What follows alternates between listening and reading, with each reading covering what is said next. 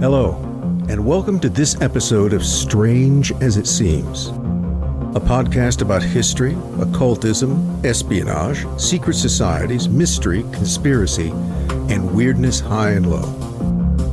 The common denominator is that the topics all embody the strange, that is, something that's unusual or surprising in a way that's unsettling or hard to understand. The aim is to reveal and discuss, but without any definite expectation of explaining or proving anything.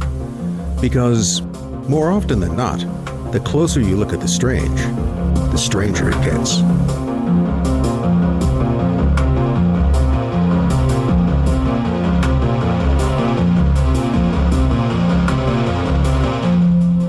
Hi, I'm Professor Rick Spence. And I'm Stephen Austin. And we're here for another episode of Strange as It Seems. Strange politics, right? Well, occult politics, or because that's a huge subject. When I brought this up, let's do a show on occult politics. Yeah. I began thinking of all the things that could go into it. There are many.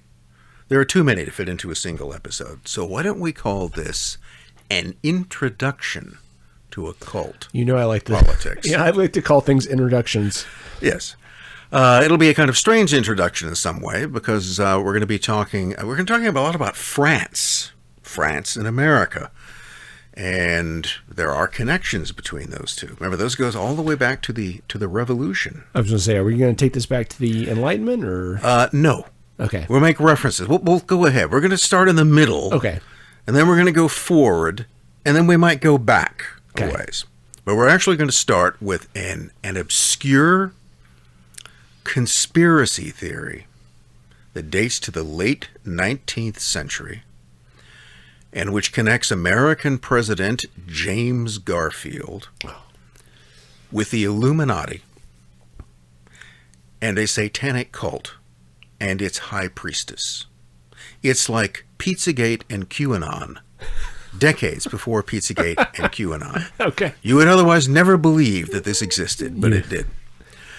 And I should also point out that I do not present this as any kind of attestation that anything about this is true, other than Garfield was real, and he was an American president, and he was assassinated. What's the, well, I was going to say provenance, but you... Well, let's start here maybe with, it's always, I love definitions. You got to define what you're talking about. So when we're talking about occult politics, what do we mean? Let's go back to that word occult. And it means hidden from sight. So in some way, invisible politics. Mm-hmm. But I'm not just talking in this case about politics that take place out of public view. That's one simple explanation for it. There's public politics. There's, let's say, there's a nomination at a party convention in which the candidate is put forward to run for president. That's public politics. Everybody sees it. People participate in it. And there's the reality that deal was probably already made some time before in a small room by a group of people, and the rest of it is just a kind of performance of that decision. It's made to look as if it was a public choice, when in fact it was a very small one. So you could say that is occult politics, and that's part of what I'm talking about here, but for the most part, I want to talk about actual occult politics. That is, the influence of occult practices and ideology on politics. That opens up a huge realm. So, occultism, the theory and practice of the occult in this case, again, just to briefly summarize things we've probably already talked about in other episodes. It's all interconnected. Everything is interconnected. Everything is connected to everything else. The occult is the belief that the reality that we experience through our senses is only a limited spectrum of reality. That there is a greater invisible world beyond that. That world is inhabited by intelligences of one form or another, which we can interact with, in some cases to our benefit, hopefully, or to our detriment. Okay. can I press you on that real quick? Yes. So occult in our context, obviously we're talking about Western politics and all the other things. It's Western people for the most part, except if you're talking about Russians, but we can quibble about that. So is this occult, Western esotericism? Is it all back to the Greeks, or is this a universal, like coming out of the East? I know some of these things claim to have lineage from that, but is there any... it all goes back to the Stone Age. Right. Okay.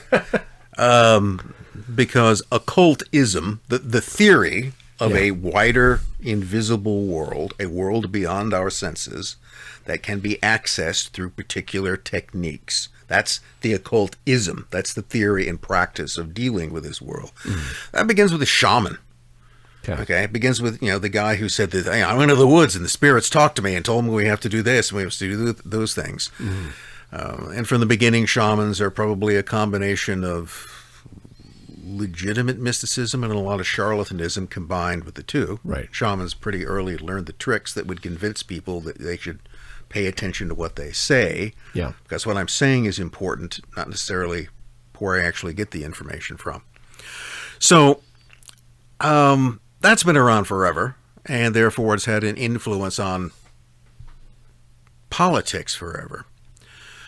But I want to stick basically to the 19th and 20th centuries, late 19th, early 20th centuries. And I want to show how those two things can kind of interplay with each other. And what I mean, the term I'm using for occult politics is where there are people who actually or allegedly utilize occultism, occult beliefs and procedures, particularly ritual, in an effort to influence political reality. Okay. Because that's what occultism is largely about. It's an effort to change reality. Okay. So the occult basically argues that reality is a much bigger thing than we think it is. It's also a much less certain thing. Reality is malleable. Maybe that's the key component. If I could put across the key component in occultism is that reality is malleable. So, I mean, unlike, say, Christianity, it's not positing a divine order that is organized by a supreme being, or is it saying something, that you as the individual actor are able to influence this? Well, reality is what you experience. Okay. That's all that is. It's the world that we experience is the thing that's around us. And you can always argue that, God is eternal and separate from that. But reality, the day-to-day experience of things, the progress of events is arguably malleable. That is, to cause, as Crowley would put it, remember, that magic is the art and science of causing change to occur in conformity with will. Okay. To sort of alter reality in that case. Now, you got to imagine how that applies to politics. Okay. Well, you want to win an election. You want to win an election because you want to place people in public office, or you want to carry out a coup d'etat. Whatever it is, it's usually the attainment of some kind of material power. And this is where the interaction, we've already talked a little bit, hopefully talk more, about occult, or the occult and its influence in connection to espionage, which is most certainly putting will into action, right? And espionage is almost always the handmaiden to politics. Yes, right. That's why these agencies are controlled by governments. Governments are controlled by a political process. So let me bring this down to the particular case I was talking about. So we actually start in 1929 in France, where a book appears. The French title is L'élu du Dragon, the chosen of the dragon, or the elect of the dragon would be the English title. So what's that about? Well, it purports to be the kind of autobiography of what was then a young woman who's writing this back in the late 1870s and early 1880s. It's essentially the record of her life between about 1875 and roughly 1885. Okay. At the time that she was a teenager and a young post-teen. Her name is Clotilde Bersone. That's her French name. Now, the interesting thing is she's described as being Italian, so I don't think her name was Clotilde Bersone, maybe, but it's never stated. So Right. Clotilde, this is the kind of testament of Clotilde Bersone. Okay. Now, the book was published in 1929, and again, it's describing or supposedly describing events which took place before and after 1880. And supposedly the manuscript had languished in some sort of archive for years. Its publication is closely connected. In fact, the way that it comes into print is through the efforts of a couple of Catholic clergy, one of whom is a Jesuit, the other of whom is a regular sort of parish priest. Both of them are connected to certain secret Catholic organizations. We'll say more about those in a bit, but that's how this sort of comes into print. And the book was reasonably popular. Between about 1929 and 1933, it supposedly sold about 500,000 copies in France. Yeah. Which isn't setting the world on fire, but nonetheless, Yeah. sizable number of copies. In 32 or 33, there was a second edition that sort of added an epilogue to it in terms of what eventually happened to Clotilde Bersone. Well, let's go back and talk about what the story claims. So again, it begins about 1875. Clotilde Bersone at this time is around 14 or 15 years old. She was born in Italy. Church schooled, I think early on schooled in a convent or else. Beautiful. In fact, she was from an early age described as being having a kind of fatal beauty. She was apparently very sexy, even as a teenager. That's what's claimed to this. Right.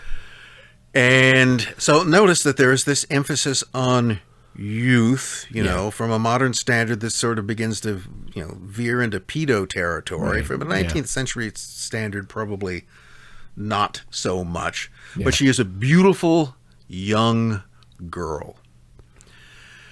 Her father, who seems to be a kind of artistic ne'er-do-well, a character of no particular achievement, he's apparently taken off to Constantinople. He's been living off in the Bosphorus, and he sort of returns into her life and takes her to Constantinople, today Istanbul, but then then still the capital of the declining but still extant Ottoman Empire. And once in Constantinople, he begins to introduce her to various men that he knows, and these are all his associates in a Masonic lodge. Now, not any Masonic lodge, but a Illuminist lodge. So one of the things that the book posits is that there is a particular subset of Masonry, or somehow associated with this, that are Illuminati lodges. What is the significance of the Illuminati at this time in Europe? I mean, well, okay, let's pause for a moment and go back. So remember, the Illuminati is a term that simply means illuminated to some knowledge that other people don't have. Right. That's all that really terms. It's been used many times, many places by many people. But what everybody's basically talking about here are the Bavarian Illuminati that were formed in 1776 in Bavaria, lasted for about a decade, and then sort of faded into obscurity. That is, the organization formed in Ingolstadt, Bavaria in 1776 by Adam Weishaupt. a professor. And a professor of canon law at a Jesuit university. Right, which is why I ask about. Yeah. And that, if we may have talked a bit about that before, we may go into it again. I don't want to get drawn into the whole history of the Illuminati at this point. But the Illuminati, the Bavarian Illuminati, exists for only visibly exist for only a brief time. Yeah. It's less than a decade before the Bavarian royal government catches on to them, concludes that they are a subversive organization, which they were, Right, yeah. and bans them repeatedly. and not going down the rabbit hole, we're not going to do it. But Go ahead. I'm just curious. Anyway. I'm just curious as far as because it's in Bavaria and it's Jesuit connected. Did it take on the same kind of lore, I guess, in France in the 30s that it has in the present day? Well, because the Illuminati are never really destroyed.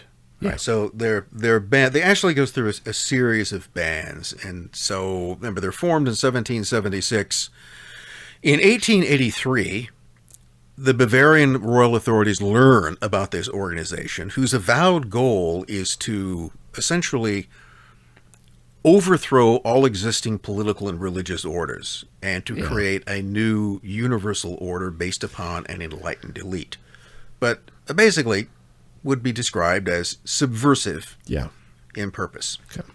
That begins the investigation. The investigation eventually leads them to believe that it is a bad organization. So in 1884, the Bavarian government essentially places a ban on all secret societies.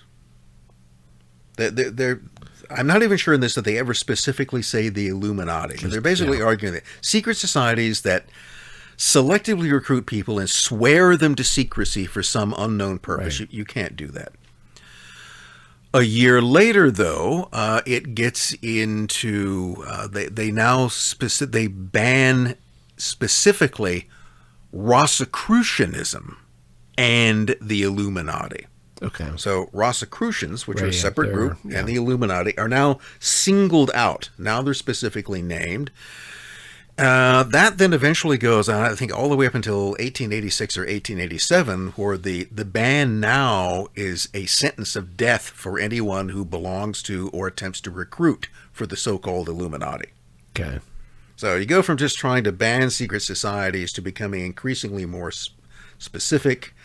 1886, the Bavarian government raids the house. They're tipped off that Baron von Zwack has a whole set of Illuminati material. Right. They raid his residence, find all of this stuff conveniently sitting there, and publish it.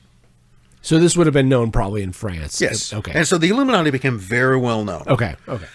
They became well known in France. They became well known in America. It's what 1797, 1798 that George Washington is queried on whether or not he thinks that the insidious Illuminati have reached the U.S. and he thinks they have. Right.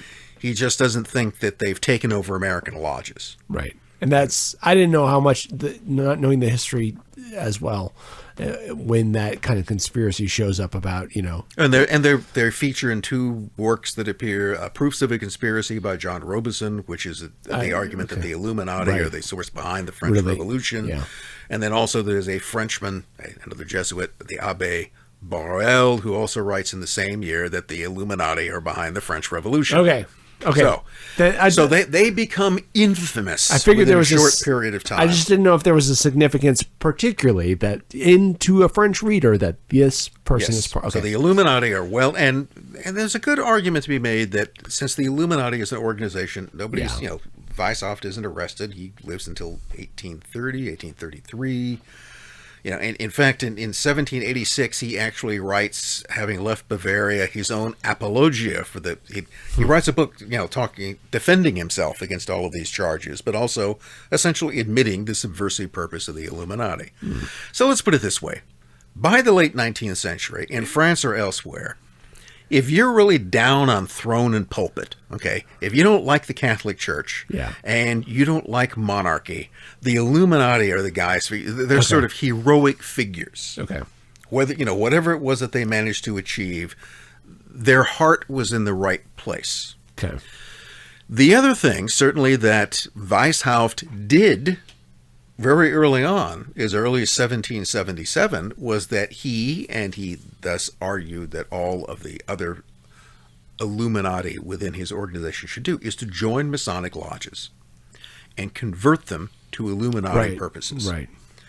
And so you did begin to get this distinction for a while between sort of regular Masonic lodges and those that had been illuminated, those that had essentially had been taken over by members of another organization to be used for its subversive purposes. And that's what this lodge in the book And is. supposedly, now leading up a century later, Right. So we've now That's what I gone would- from the 1770s and 80s up Yeah. until almost 100 years later. The argument in this book is that in Constantinople and presumably in other places, in fact, we'll find the same, that the headquarters of this is, guess where? Paris. Uh-huh. Okay. But throughout Europe, there are still these Illuminati lodges, essentially masquerading as Masonic lodges. Yeah. So little Clotilde is taken by her dissolute, artsy-fartsy dad to Constantinople, and she's basically turned over as a concubine to a local Ottoman Illuminati by the name of Ahmed Pasha. Okay. I'm sure he has a fez. And so he sort of takes her as his concubine for a while, but she is informed that she's been chosen for a special purpose. Because in the Illuminati Lodge, there's a very large statue. Now, by the way, the book actually contains detailed diagrams of the layout of the lodge, and then later on, the layout of something which is called the Ninth Circle. Okay. So we'll come back to the Ninth Circle. Okay. And one of the things that she notices in this Illuminati lodge is that there's this large marble statue. The body is something like that of a lion, that of a beast, but it has 7 heads. Okay. All right, with horns. And so she eventually realizes that this is the beast of the apocalypse. Okay. This is the beast of the apocalypse from the Book of Revelations. Right. And what is the beast of what does this symbolize? Well, this is the deity of this lodge. This is the statue of their deity, which is Satan in the form of the beast, of the apocalypse.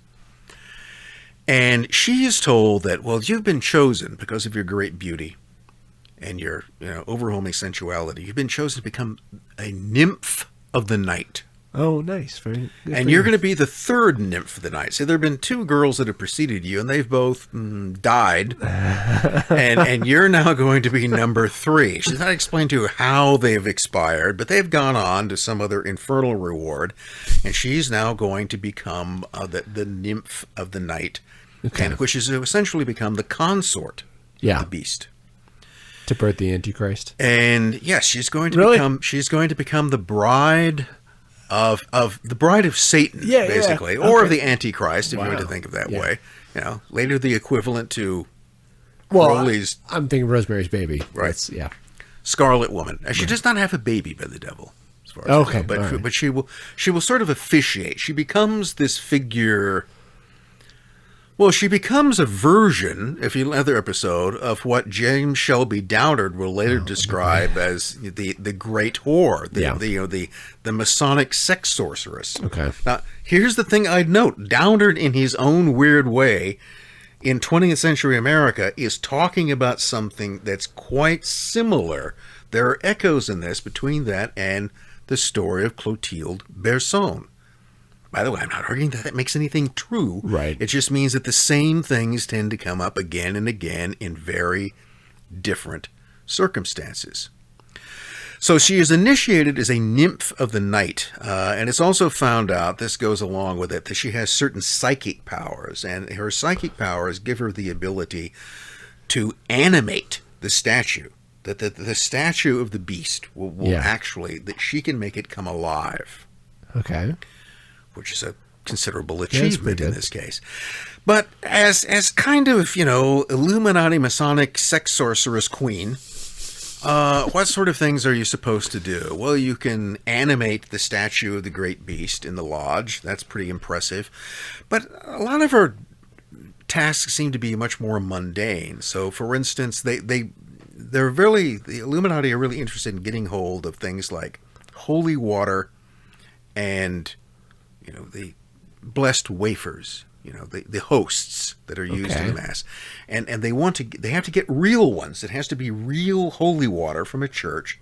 Can they just real hosts Now, they can't do it themselves. Okay, all right. Okay. Okay. They have to have a priest You have do to it for them. subvert the real deal. And they have to get those, and then they do all kinds of nasty things with them. Yeah. So she'll sometimes, dress up as a beautiful nun and go into a church and steal holy water or steal hosts, and then they'll bring them back, and then they'll take them down to brothels and give them to filthy prostitutes who will use them in unholy ways.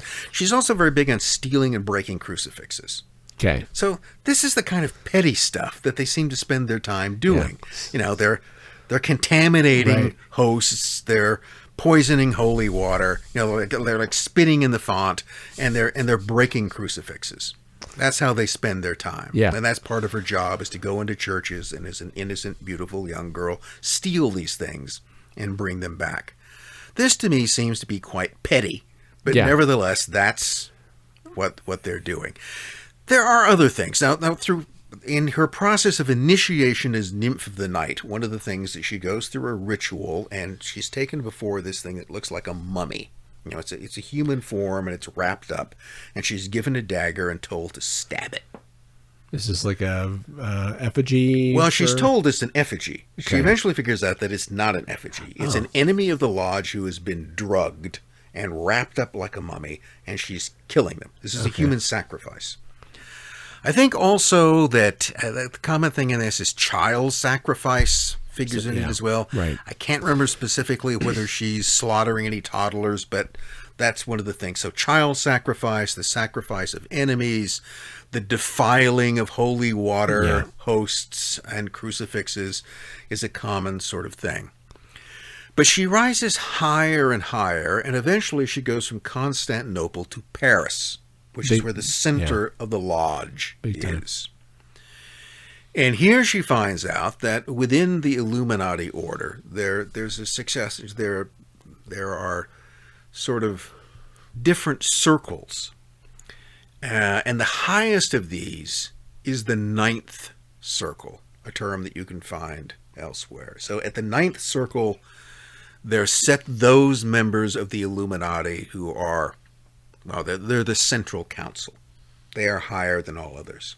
And she is eventually, because as a nymph of the night and as the consort of the beast, she is admitted to the ninth council, which creates some problems because everybody else there is male, and they're not necessarily that wild about having a skirt around, as they'll put it. This starts a whispering camp. No skirts in the ninth circle.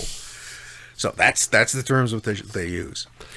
But it's in Paris around 1875, I think in like April 1875, that she is introduced to another member of the Illuminati, which is James Abram Garfield, American politician. Okay. So he's there. He meets her, falls madly in love with her. He's completely seduced by her infernal charms, and they become lovers. And apparently, her description is that he's really in love with her, and because he falls in love with her, he becomes more and more,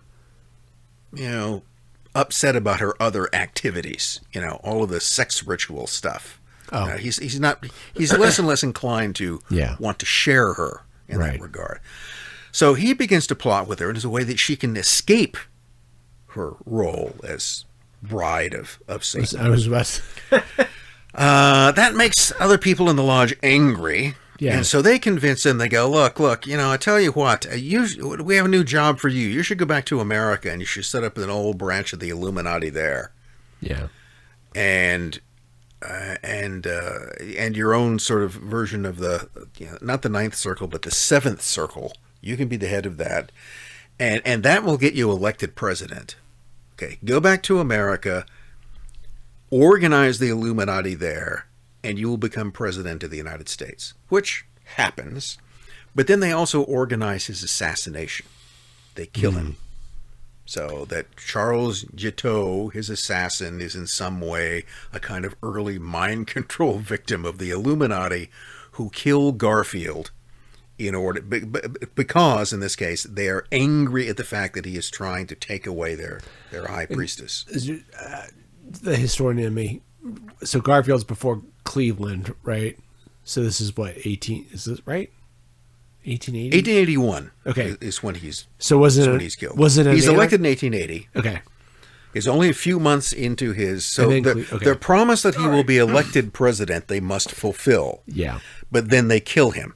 Now, this all fits into something else that Clotilde talks about in her memoirs, is that assassination is part and parcel of what the Illuminati do. So what other things has she personally been a part of? She has been a part of, I think it's around the same period in which King Umberto of, I'm trying to remember, is it Umberto? I think it's Umberto who is assassinated, ostensibly by an anarchist. I was going to say there's a lot of anarchist assassins. Was Cleveland taken down by an anarchist? No, that's McKinley. Later in 1901. Zolga. I'm trying to remember which Italian king it. Hold on for a minute. Okay. Let me check here. Good. Because I want to make sure I'm I want talking about... I want to kind of tweak your microphone too, just while we're waiting. I think just it'll be easy for you. Okay. There we go. Stay on center. No, it is the murder of King Victor Emmanuel in 1878, which then brings Umberto to the throne. Is this Italy? Italy. Okay. Okay. But then there's another one. There is the assassination, supposedly again by Narodnik anarchists in Russia in March 1881 of Tsar Alexander II.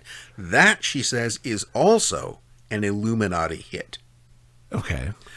So, this is where we get into this idea of occult politics, because what is being described in the book is that beyond, simply breaking crucifixes and spitting in baptismal fonts, what is it that the Illuminati are doing? They are manipulating European politics through selective assassinations. And by the way, they extend this through Garfield to American politics. Okay. Because the whole idea is to get Garfield out of the way for the real Illuminati choice of their successor. So they are manipulating politics through murder. And they are using agents like Clotilde Bersone to do this. So she does eventually escape the clutches of this. That she and her reasoning for this is kind of interesting. Eventually what happens is that into the Paris Lodge, and in fact into the Ninth Circle, there's a new member who's brought in. Father Mazzatti, another Italian, a priest, an actual Catholic priest, which has now become a member of the Satanic Illuminati. So, is that the first priest they could have gotten into it? Well, they managed to get him in, but this is a big advantage for them. Yeah. Like apparently they'd never thought of before, is that now we have a priest, and even though he's become a Satanist, he's still an ordained priest, so he can just make all the holy water and blessed wafers we want. He can just sit around all day like Harry Potter waving his wand, and he can make all of these things. So really, seems like that would have been your first choice. We don't need, that would kind of be the first. We don't really need you anymore. And Mazzatti also realizes that she's a kind of rival to his authority, and he's the one who begins the whole, we don't need a skirt at the Ninth Circle. So she can kind of see that they're planning on phasing her out. Yeah. Maybe this is what happened to the other two nymphs of the night previously. So she eventually escapes. She goes to a convent somewhere in France. She is taken in, and she lives there. Now, it's only in the second edition of the book, I think in 1933, that there's a little epilogue that has a kind of unfortunate story that she does not live happily ever after. So happens that at this convent, there's a kind of evil, suspicious gardener. The guy you see in movies is always there, trimming the hedges, spying on people. Well, guess what? He's an agent for the Illuminati, and he eventually kidnaps her. She's taken back to the Paris Lodge and murdered. So she is killed. Now, the story, in some ways, although it may sound familiar, is one that I would assume that most people listening to this, and probably in the U.S., never gained any kind of currency here. Yeah. So the whole story of Clotilde Bersone is, I don't think in France today it's widely known. But it did achieve a certain popularity in the very turbulent period of France in the 19th. People were into this kind of conspiracy theory. And this picked it up. There was a lot of controversy even at the time of its appearance, 1929 to 1933, as to whether or not this was a work which should in any way be taken seriously. So, for instance, there was a Catholic clergyman by the name of Father Ernest Jouan. And Jouan was a somewhat controversial figure in the church, in the French church in particular, because he was the editor and publisher of a thing called the International Review of Secret Societies. Yes, there was such a thing. Wow. I've always wanted to recreate that. But the International Review of Secret Societies was his own sort of invention. And in this, Jouan was, let's say, it wasn't that he doubted that there were Illuminati or satanic conspiracies. He was also a great believer and promoter of the Protocols of Elders of Zion. He was, he was into the whole sort of anti-Jewish society. Yeah. Jews were enemies of the church. Yeah. They were all part and parcels of this larger sort of satanic Is that the organization. synagogue of Satan kind of rises up? That's a term he would have embraced, but which he didn't. So Jouan seems like the guy who would have just glommed onto this immediately. He doesn't. Okay.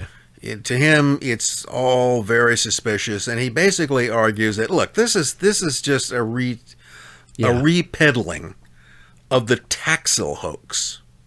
Now, hold on. I'll explain what the Taxil hoax is. But he's arguing from the standpoint of, let's say, 1930, that this supposed story of Clotilde Bersone, which takes place in the late 1870s and early 1880s, is just an attempt to sort of gin up again a story that circulated in France in the 1890s and which was discredited. So he's suspicious because he thinks they're just trying to sell this story again so it can be discredited again and therefore make fools out of anyone who seems to glom onto this. Okay. In that, keep in mind, Jouan isn't arguing that necessarily everything claimed in the story is untrue.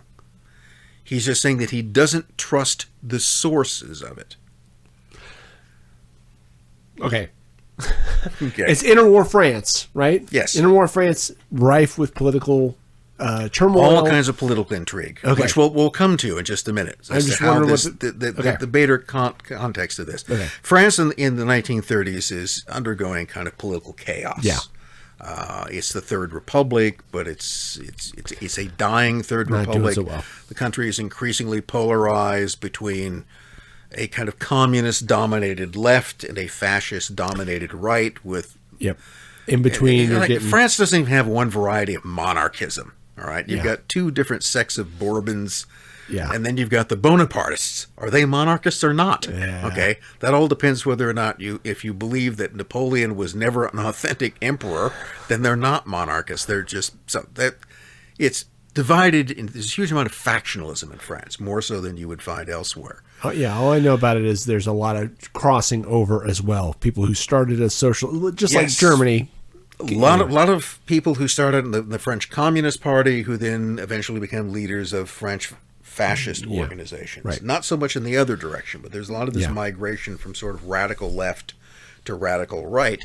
And so to throw into this whole mix that there's an Illuminati satanic lodge which is going around assassinating people in order to alter politics, well, that just kind of fits right in.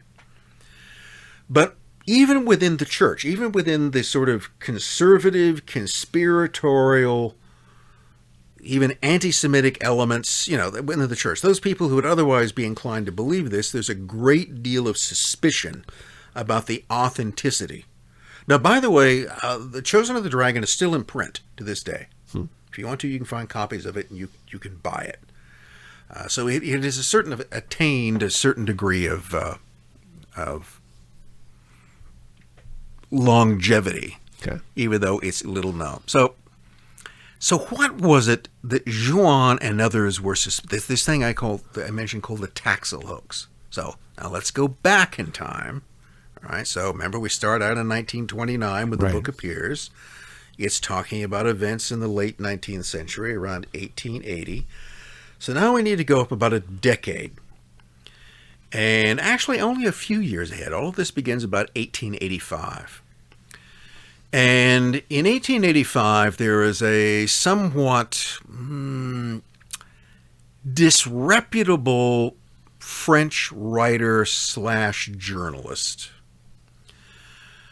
by the name of Marie-Joseph Gabriel Antoine Jogan Paget. Very nice. Very nice. We'll just call him Gabriel Paget. He has a long name, but that's the whole set of his names. It's much easier to remember by his pseudonym that he will write under, Leo Taxil. Taxil. I don't know why I didn't. Okay. All right. But that's who, Leo Taxil is not a real person. It's Gabriel Jogan Paget. So up until the middle of the 1880s, he had been, he had been a Freemason. Okay. He was a French Freemason. And he also wrote a variety, he wrote some sort of scurrilous anti-Catholic works, like one on the sex life of the Pope. All right? Okay. And another one on the erotic Bible. He went through the Bible and, all sorts of things that were supposedly spicy, like spicy stories from the Old Testament. Okay. And that was kind of part and parcel. So keep in mind that French Freemasonry, Grand Orient Freemasonry, that's a particular type. Not all Freemasonry is the same. But French Freemasonry, since the time of the French Revolution, had been basically anti-monarchist. Mm-hmm. They were opposed to the monarchy, really down on kings, like to cut their heads off. Mm-hmm. They were all for that. But also very anti-clerical, which effectively meant that they were opposed to the Catholic Church. Yeah. So anything that reflected badly on popes, on the papacy as a whole, on the church, was part and parcel of this kind of Masonic propaganda. So he appears to be part of this. But then he claims that around 1885 he goes through a conversion or a reconversion to Catholicism. He sees the error of his ways, the bad stuff about Masonry, and so he switches from writing bad stuff about the Catholic Church to now writing bad stuff about Freemasonry. Okay. And so over the next 10 years or so, he produces a lot of articles, one of which is essentially the mysteries of Freemasonry, which comes out in popular paperback editions, which feature the Knights Templar and their goat god Baphomet is the god of the Free. I mean, he's got pictures of Freemasons dressed like Knight Templars carrying a Baphomet through the lodge. So that's the whole connection that he's making here. And his argument will be in advanced, and he's writing this under the name Leo Taxil. So the Mysteries of Freemasonry will then be followed by another work, really a combination of articles called The Devil in the 19th Century. And so what is it that he's claiming in this? Well, the works of Leo Taxil essentially claim that at the heart of Freemasonry is a satanic cult, not called the Illuminati, but called the Palladists, the Order of the Palladium. And that this is the central, it's very similar to what in the Bersone memoir is described as the Ninth Circle. See, it's the same thing with a slightly different name attached to it. And interestingly enough, there's also a kind of American connection to this, because Garfield never comes up in the Taxil hoax, but another prominent American Freemason does. Albert Pike. No. Albert Pike. Albert Pike is the grand satanic poobah of the Palladists. He's the head of the, who knew? It's a little more that in humble Charleston, South Carolina, that is the center of world Masonic Satanism. Well, when you bring up Pike, now it seems more plausible. Well, hang on to Pike, because he's going to come back in another role. So Albert Pike is named by Leo Taxil as the head of this. And as this whole story evolves, remember, there's Freemasonry, with most Freemasons just going along doing their Masonic. They don't know about this, but at the center of it is the Palladist order. They worship Satan or Lucifer, which may or may not be exactly the same thing. And at the head of it is this diabolical American, Albert Pike. Real guy, lawyer, former Confederate general, conspicuous advocate of Native American rights, originally from Massachusetts, but ends up a Confederate general, a man of many contradictions. And by the way, he actually lives in Charleston, South Carolina, and he is the head there. He is the kind of Grand Master of the southern jurisdiction of the Scottish Rite, one of the higher rites of Freemasonry. So he is all of that. And so according to the Taxel hoax, that, the Taxel story, which will be revealed as a hoax eventually, there's also a kind of Clotilde Bersone character. Because something that Taxel eventually brings into this is the person of Diana Vaughan. I've heard that name. Diana Vaughan is supposedly the descendant of the Elizabethan alchemist, I think Robert Vaughan. Okay. And I can't remember his first name, but there's an Elizabethan figure who was a real alchemist, and she's his descendant because, he was in a Satanist, Freemason, something or other, Rosicrucian. And she is the high priestess of the Palladium Order, in which she engages in the desecration of holy objects and a lot of child sacrifice. Okay. So, as this story grows and grows, especially once he brings Diana Vaughan into it, there are a lot of people in France, and this becomes a kind of bestseller. This is a big deal in France in the 1890s, which again is a period awash in political instability and scandal. I'll say a bit of those in a couple of minutes. What else is going on in the background? So there are people who argue that, that Taxel is just making, and many of them Freemasons who argue, we don't have anything to do with this. And this guy's just making up these ridiculous stories. So if you've got this Luciferian high priestess, this toddler killer out here, we want to see her, produce her. She's got to be more than Bigfoot. She cannot simply be this obscure shadow moving in the woods. Right. So he goes, yeah, I'll do that. We'll have a press conference, and I'll bring Diana Vaughan, and you'll see her in the flesh, and she will confess all of these things to you in person.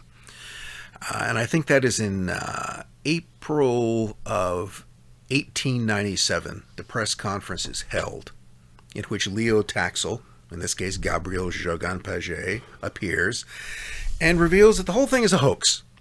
You're absolutely right. I made the whole thing up, and you idiots fell for it. And by the way, there are representatives from the Vatican there and from the French. They're important figures because a lot of people in the church signed on to that. Yeah. And now he said that just shows what complete blithering idiots you all are. And so apparently he was a church-baiting Freemason who pretended to convert, wrote bad things about Freemasonry, which now he is essentially returning apparently to the folds of Freemasonry by arguing that all of the stuff that I've written wasn't true, simply to show how stupid the church is. Okay. All right, I guess. And that was, some people were greatly gratified. So this is how this became the Taxel hoax. Okay. And you can fairly call it a hoax because the guy who invented it said that it was. Not that mattered to a lot of people. Right. So, years later in the U.S., there was a Christian evangelical sort of pamphletist by the name of Jack Chick. And he came up with kind of, religious instruction in comic books. And they were called Chick Tracts. And one of them, I think, is called something like the Mark of Baphomet, or the Mask of Baphomet. And this Jack Chick, 1950s, 1960s, I'd say, certainly 1960s, produced wasn't a comic book, but an illustrated, a kind of graphic pamphlet, which essentially tells the Taxel hoax as truth.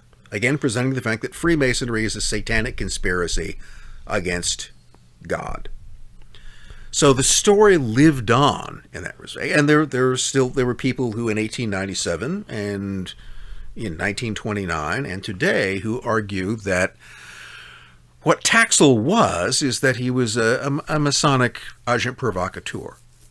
Now, if you look at it, he was a guy who'd sort of made his living for a while mocking the church and then just sort of pretended to go through a conversion so he could tell this ridiculous story that at the very least was meant to make Catholic believers look ridiculous for having swallowed this. But then there are those who argue there is a more insidious aspect to it. What he was doing is that he was inoculating the public against the story he was telling. That is, they will insist that the story that he told about a satanic conspiracy at the root of Freemasonry was true, but he did so in such a way that it could be publicly discredited in order to undercut anything else that might come out suggesting that. And there is an actual methodology in that. There is a way that if you don't think that you can control a story, if you suspect that something unpleasant might leak out, what you do is you leak it. Mm-hmm. But you leak it in such a contaminated or compromised way that it will seem to destroy the credibility of the story, so that any subsequent revelations will be treated in kind. Well, this is just the Taxil hoax all over again, which, keep in mind, was exactly what was being said about the Bersone story, The Chosen of the Dragon, in 1929. That's what made many, like Father Juan, suspicious of it. And you can see why he thought it was just a retread of this. And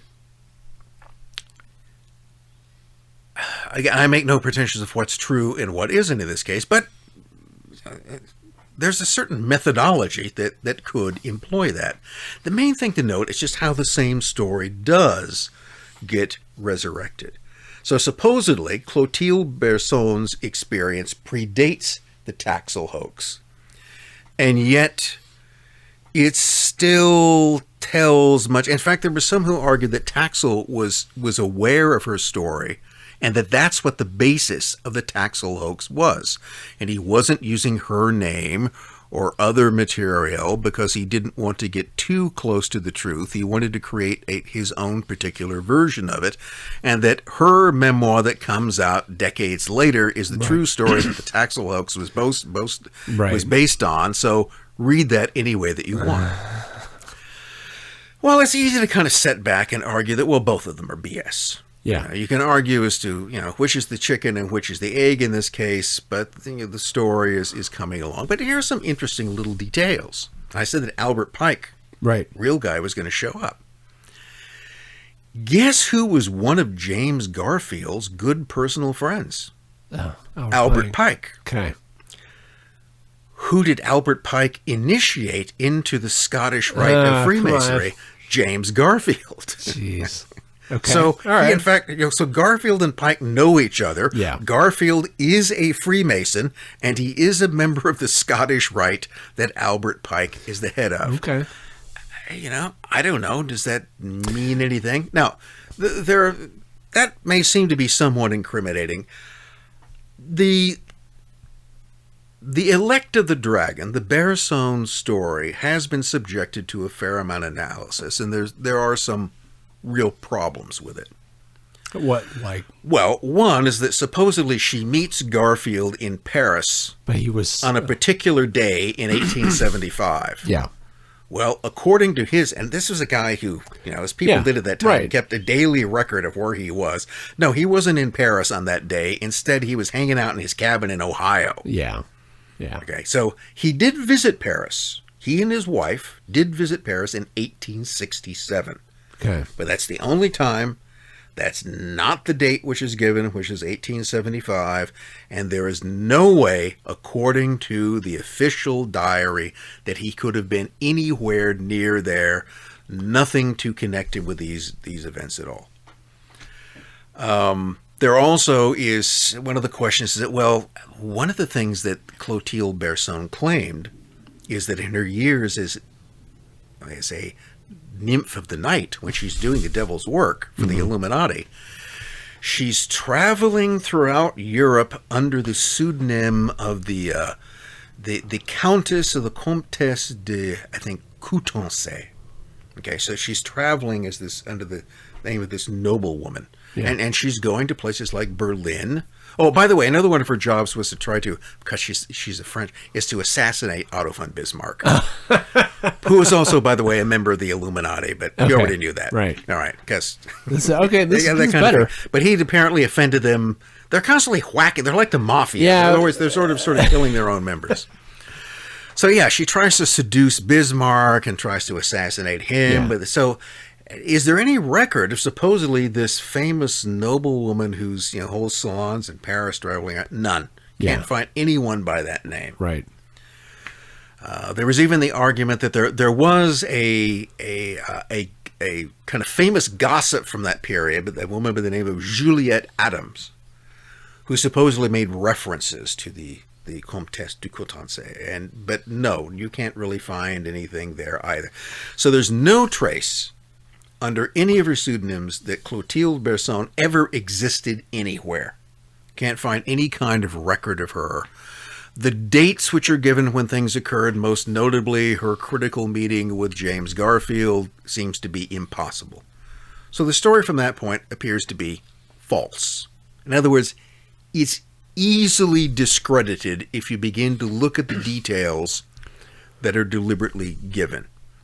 Whereas arguably if you'd just been kind of vague as to when she met Garfield, it might have given some more, at least, gloss of credibility to it. I just want to interject here because you bring this up often, and you're not wrong. I've had many other professors bring the same thing up, that you put it in an eloquent way that history is bunk, or that history is a collection of partial facts, or the documented evidence that we have is not the complete story. However, in this case, in many cases, we can prove what wasn't being claimed, right? Well, you can prove that two things don't match. Yeah. Now, you could still, if you really want to be conspiracy, you can argue that Garfield's diary is fake. He's a liar. Okay. Yeah. Well, how do you know that's actually his diary? Let me challenge you that way. Sure. You're told this is his diary where he wrote all these things down. Right. Do you know that? Did you see him do it? Sure. Okay. No, you didn't. You're just taking someone's word for it, or several people's word. Ultimately, you're taking someone's word for the fact that that's his diary and that everything in it is exact. Right. But that's an act of faith. Well, it's a fact that the diary exists. Yeah. It's a fact that in the diary, on the date when supposedly he is, first getting naked with Clotilde Bersone in Paris, that he instead is hanging out in a cabin in Ohio. Yeah. That's a fact.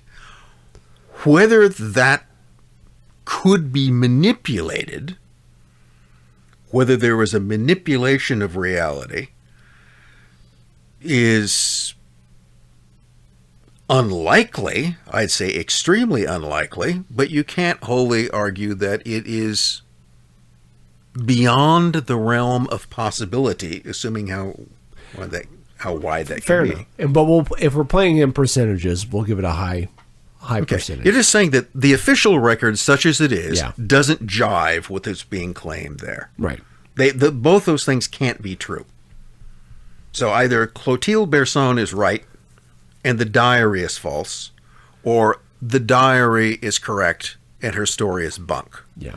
Which of those two is more likely to be true? Which has more sort of credibility of time and place and provenance behind it? The diary, certainly.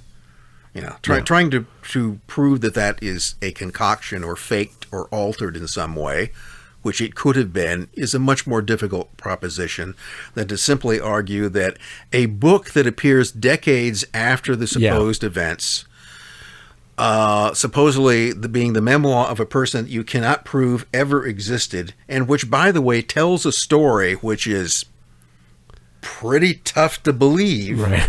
Remember, if you believe this story, you believe that marble statues of the Beast of the Apocalypse can come to life. Yeah. And that the Illuminati control masonry, and that they spend a lot of time breaking crucifixes and spitting in baptismal fonts, Right. And assassinating people. But notice the theme in this is the manipulation of politics. I mean, the basic accusation is that occult organizations work to manipulate politics. Now, if you then go ahead decades more and you get into the early 21st century and you go to 2016 and you get the stories about Pizzagate, well, what does that argue? Well, it essentially argues that the Democratic Party, or people like the Clintons and others, and Anthony Weiner and the rest of them, and Anthony Weiner is, I think, pretty clearly a freak in a number of ways. I mean, didn't he get prosecuted for essentially? He's a bad choice in things that he put on his private laptop. Yeah, okay. Well, I know he was caught anyway. I think that's a dubious term itself. Laptop. Okay, that the term itself is loaded with sexual innuendo.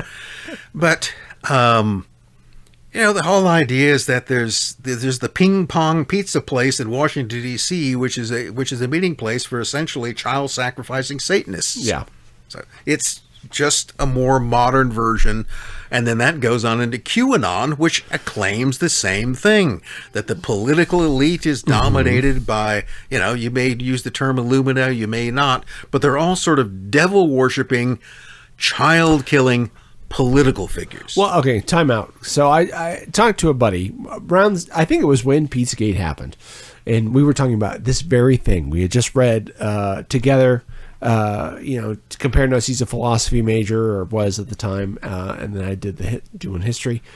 So we read Stephen E. Flowers' Lords of the Left-Hand Path. Mm-hmm. So talked about the religious tradition that runs through all major religions, the left and the right-hand path. So when you started saying breaking crucifixes, spitting in baptismal fonts, doing nasty things with wafer crackers, that's what I thought of, is, what you see in Hinduism or things like that, where you're wearing, I don't even remember, but it's something about you're wearing bones and you're like glorifying, it has to do with Kali, I think, but you're inverting, right? And that's what Satanism or Western Satanism comes to kind of represent, is you're inverting the religious aspect. And we can talk about if that's just people who are disaffected Christians, or if they're just, cool punk rockers or something like that.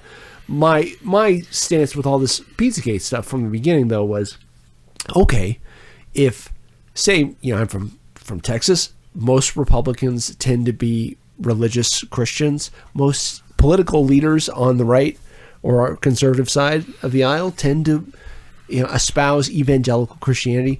Why would it not be the same in some inverted way for those people on perceived political left to want to go for this kind of occultic, weird, traditional or non-traditional, Well, I guess the question comes up, does anybody actually do things like that? I mean, would there any kind of self-respecting Satanist actually waste their time kind of corrupt wafer?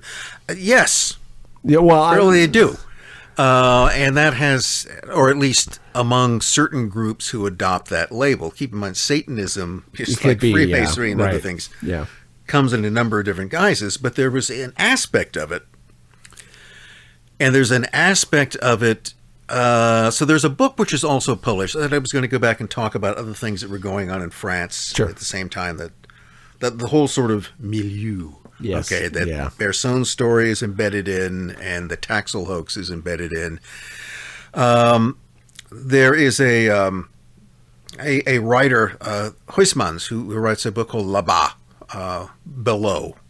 Okay, which is sort of a description of the Parisian occult underworld, and it describes in some vivid detail a black mass of that period. I'm just gonna breathe this. Sorry. Okay. I think I keep hitting the microphone.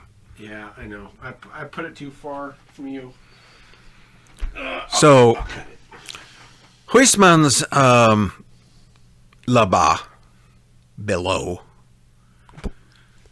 the underworld, down there is another way, but you know what we're talking about, has this description of a black mass, which Huysmans claimed that he went to a black mass. He was taken one to see what went on. So it's his, well, again, we're taking his word for it pretty much, but that what he's describing is something that he actually saw.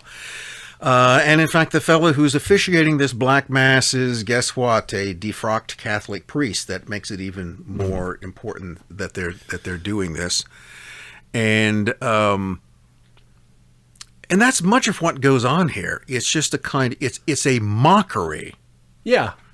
Of the Catholic Mass. Right. It's just a Catholic Mass done in as degrading, humiliating, and as mocking a way as you possibly can. Are you learned on Satanism as a practice? Like you said, there's many different variants from what There are many different variants. I do not claim to be an expert on Satanism, and I don't know who is. Well, but I probably know more about it than perhaps I should. Well, I don't know about that, but I don't know. Well, the LaVeyan Satanism. Is that's fake. what that sounds. Well, that's what that sounds like, right? It's like even he said it was a fake. Yeah, it's just LaVey dressed up in like Halloween costumes. Yeah, it was a lifestyle thing. LaVeyan Satanism is to a great extent just a kind of Halloween as a lifestyle. Yeah. Which some people have since turned it into. Yeah. Well, but he did not take it seriously. He was not a theistic Satanist. He didn't actually believe in the devil as a real thing. It was just a kind of lifestyle. It was a hedonistic, self-indulgent lifestyle. I mean, for God's sake, the guy would dress up with plastic horns on his head, and he looked like everybody's idea of what a Satanist would be. Yeah. And he learned that in the circus. Yeah, all right. You're right. Yeah. So. No, that wouldn't be the model you would have. That's why I'm surprised a lot of this sounds kind of like usually it would be that the purpose in many cases is the idea of transgression. Okay. And the reason why someone would do that would be to spit on a crucifix or break it or to take a blessed host for the mass and insert it in their genitals or do other sort of disgusting things with it, is largely for their own purpose of showing their devotion to an idea by showing your contempt for the church and its practices. Yeah. It's a public act of transgression that reinforces your bond with Satanism. Okay. Which, in that sense, just becomes a kind of perverted Catholicism. Right. I mean, this is an actual an argument that can be made against that. I've actually witnessed two purported Satanists arguing over this point, that to turn the Black Mass into a sexed up, perverted form of the Catholic Mass turns Satanism into nothing more than just a mockery of Catholicism, which means that it has no existence on its own.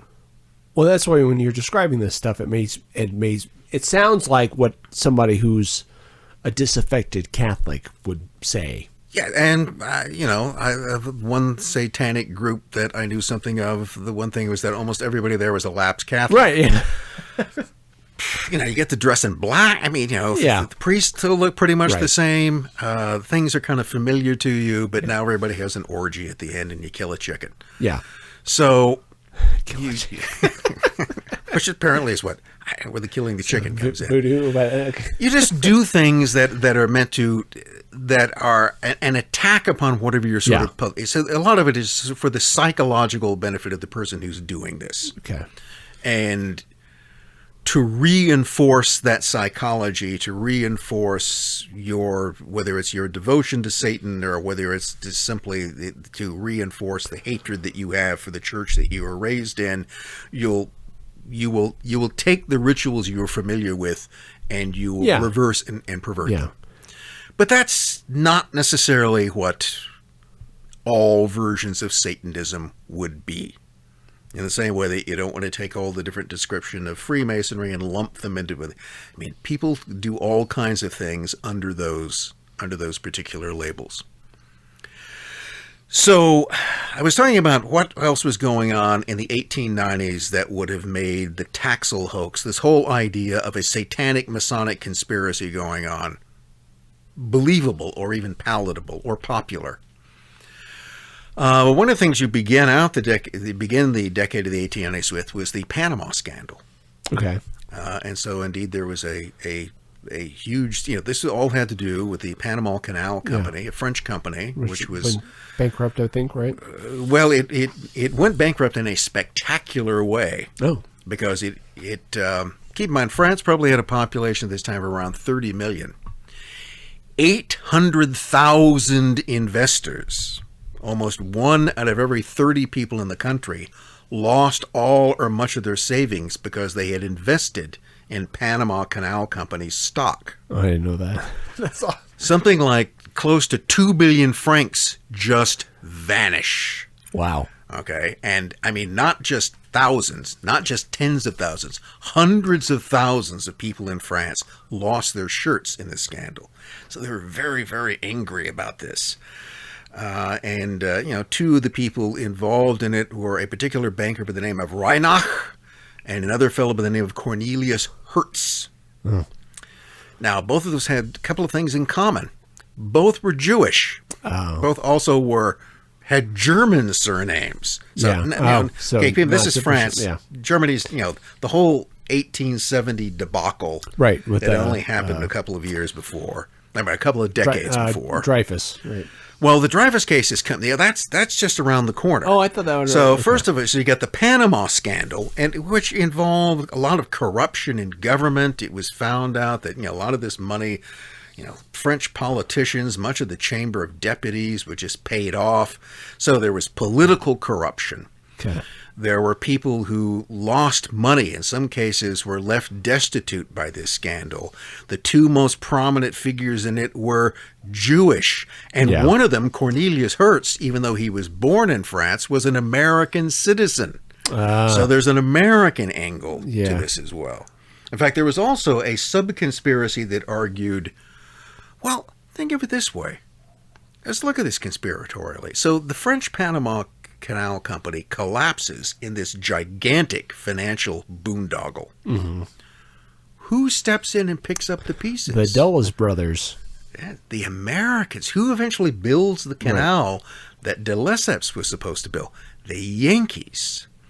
And then who was one of the key villains in this whole conspiracy? That an American, Cornelius Hertz, who subsequently in the scandal flees to London to live out his days, I mean, in France, anybody who's involved in a scandal in France and then flees to perfidious Albion or flees, well, there's something up right there. Yeah. It's some hideous Anglo-Saxon Masonic satanic cult against France. The only reason I know about this is because I read a book called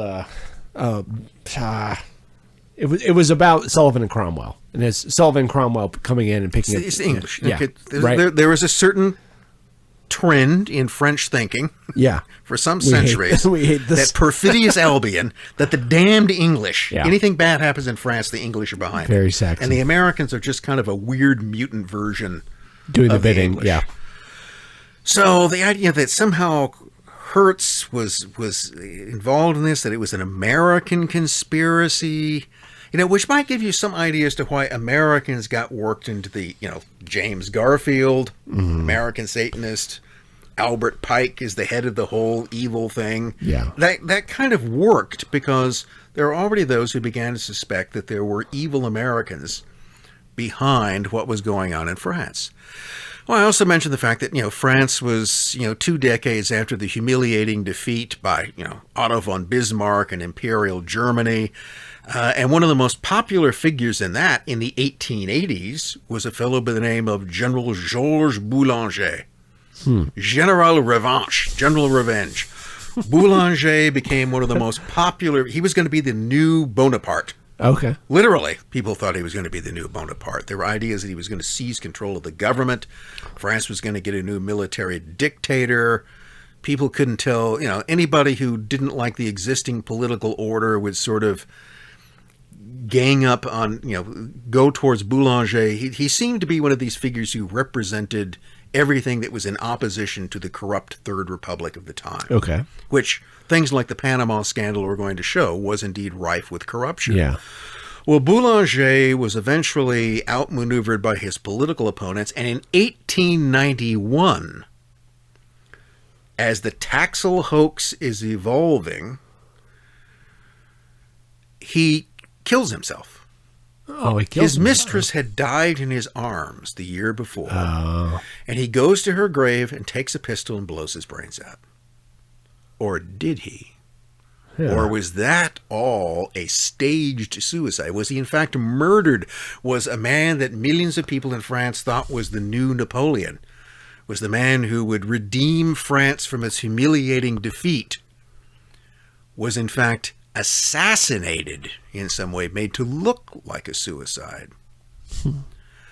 So that's now happened. So you got the Panama scandal. That's Boulanger's suicide is 1891. The Panama scandal explodes in 1892. In 1894, you now got the Dreyfus case, treason in the French military, Yeah. supposedly by a Jewish officer. Yeah. Another Alsatian, that is German French. Right. Another French officer with a German name.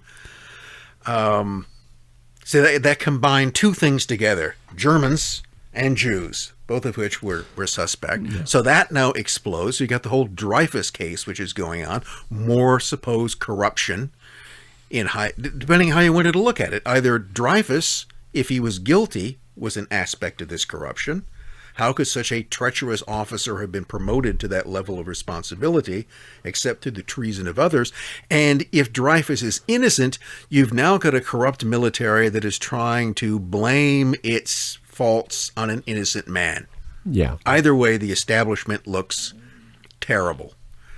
And, of course, what is Taxil's story telling you? This is all the work of satanic, Yankee-led Freemasons, which... many cases. Now, here's another little interesting detail going back to Bersone's story. There are a number of people, French politicians, who are named in her supposed memoirs as members of the Ninth Circle or the Illuminati Lodge in Paris.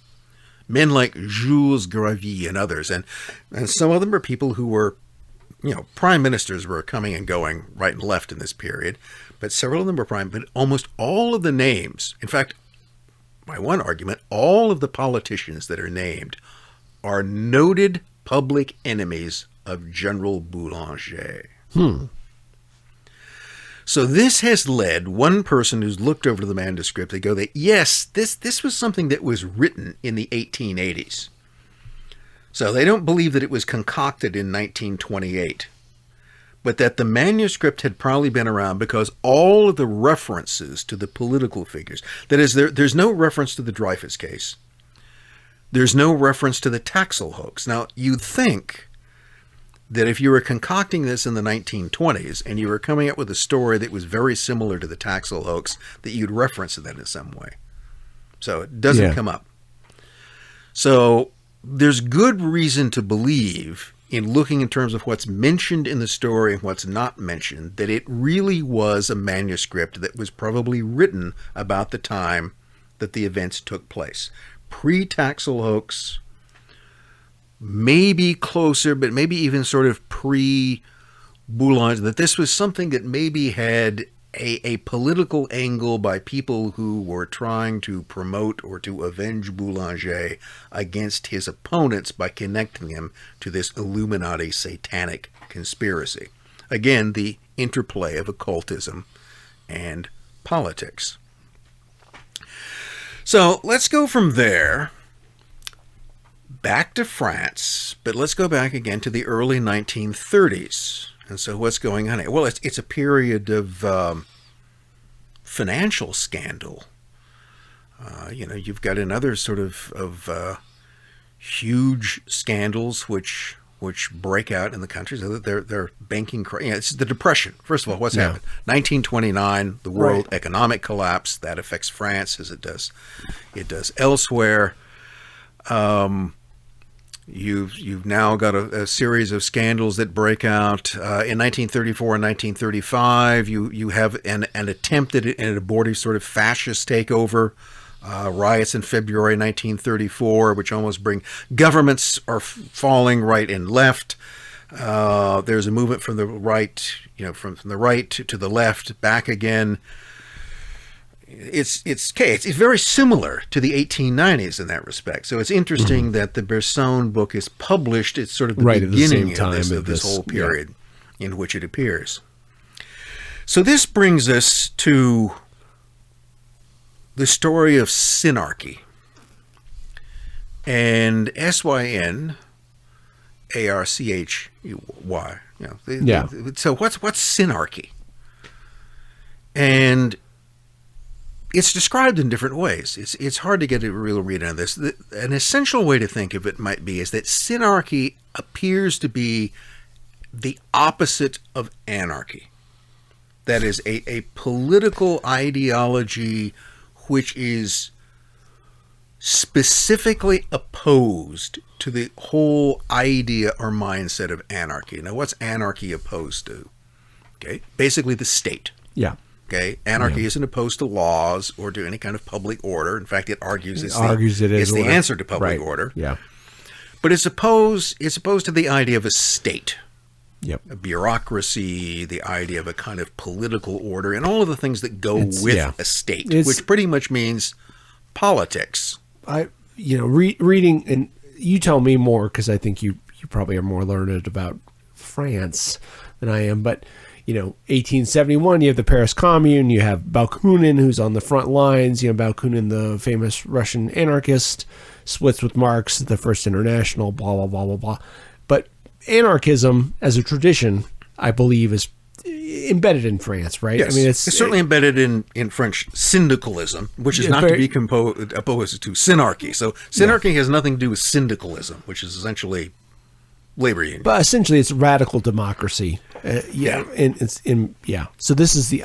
It's anarchism might be boiled down to the idea of political order through spontaneous order. Yeah, yeah. That people will just kind of organize a way to do things, and they don't need an elite. Right.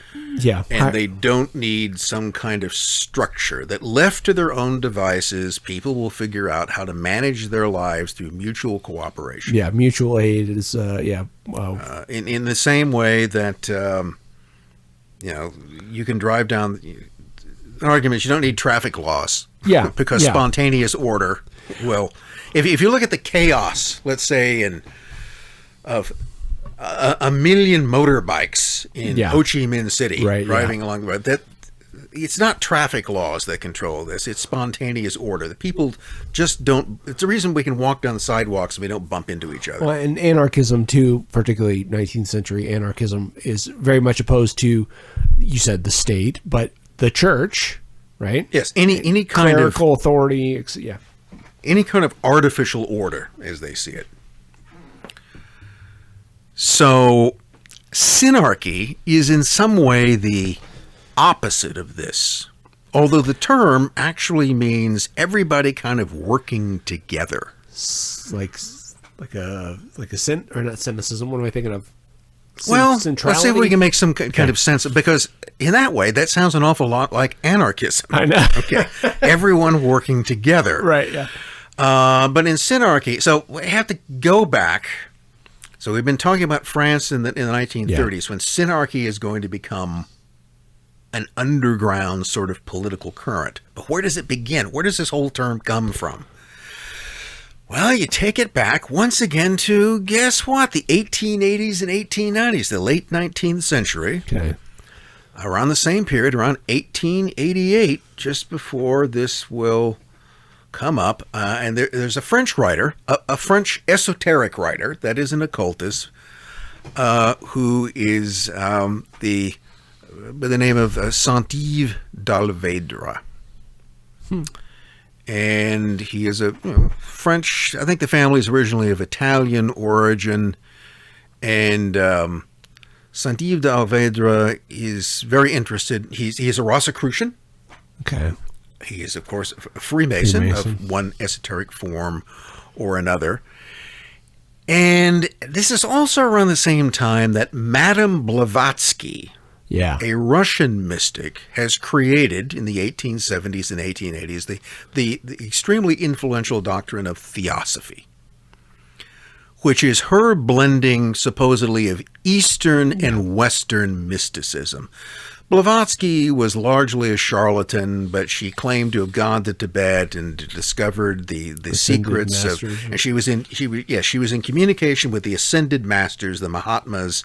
These were these kind of semi-magical beings who guided the spiritual evolution of mankind, and they had chosen her as her messenger. So, around the same time, Saint-Yves d'Alvedre in France is approached by some Eastern mystics. And one of them gives him the name of Haji Sharif. I am Haji Sharif, and I am an emissary from the wise men of the East. This story just gets, Gurdjieff talks about wise men. Right, it's always wise men of the East. It's always, I'm off in Tibet somewhere, and there's some guys in turbans who bring me in. And there's a historic fascination with Western populations with like Eastern. The East. Yeah. Okay, it's always from the East. Yeah. Okay, the wise men come from the East.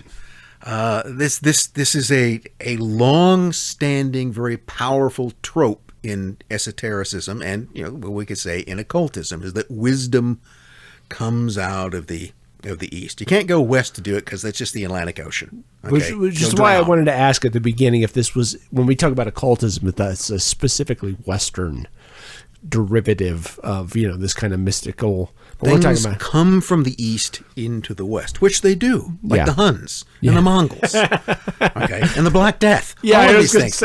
Everything comes from the East because that's the only direction it can come from. Okay, it can't come from the north. It's the Arctic. The south is the Sahara. Yeah. The west is the Atlantic. So everything comes from the East. And remember, Christianity came from the East. Yeah. Islam comes from the East. The Germans, depending if, how about... Everybody wanders out of Central Asia at some point. I don't know. At some point, there's a bunch of people wandering around Central Asia. Let's go somewhere. Yep. And you just keep going, till you go to Europe, which is just one peninsula on another one. And, then you're in Ireland, and that's it. But everything comes... So wisdom comes out of the East. So in a kind of what seems to me blatant ripoff of Blavatsky, who he was aware of, or maybe he's telling the real story and she isn't, these wise men from the East, Haji Sharif shows up and say, we've chosen you to be our emissary, and there needs to be a kind of new dispensation, knowledge, the world is at a turning point, the eon is going to change, and there's this whole sort of new doctrine that needs to be created. Society needs to be reordered. Now here again is this very familiar theme. Yeah. Which, if I can go back again in terms of the occult and politics, let's for a moment step back to the early 17th century. Once again to France, to Paris, around 1610, when the Rosicrucian manifestos appear. Now, this is supposedly when some sort of secretive Rosicrucian society that had been around for centuries in hidden form shows up and starts putting up posters around Paris advertising for, people who want the secrets of the universe to, think that, and we'll contact you and we'll give you the secrets of the universe if you're chosen for it. And then you've got these manifestos, these sort of works that vaguely describe, never tell you exactly, they just don't tell you, okay, here are the secrets of the universe. Number one. No, you have to join to figure it out. But Rosicrucianism in these manifestos declares its basic intention as the general reformation of the world. Or of a universal reformation. Now remember, this is happening in the course of the religious reformation. Right. And there's a lot to suggest that the Rosicrucian manifestos are a kind of mystical Protestant move against Catholicism. That they're tied it with that. But they make it very clear, we're not talking about a religious reformation. We're talking about a reformation of the whole world. Okay. A new world order. Yeah. Then you get, a century later, you get Weishaupt and his Illuminati. And what's all of that about? A general reformation, the replacement of all existing order with a new order based upon an enlightened elite. Yeah. Okay. 100 years after that, Right. You get Blavatsky and Alvedra talking about the idea of a new dispensation, which will be the rule of an enlightened elite and a general reformation of the world. Well, and a break from the old world, right? I mean, are all these talking? You can't have the new without leaving the old behind. Yes, right? that we must change everything. Yeah. But notice how this same message every 100 years or so is something coming along. It's either coming along in the voice of the Rosicrucians, or it's coming along in the voice of the Illuminati, or it's coming along in the voice of the Ascended Masters. Yeah, interesting.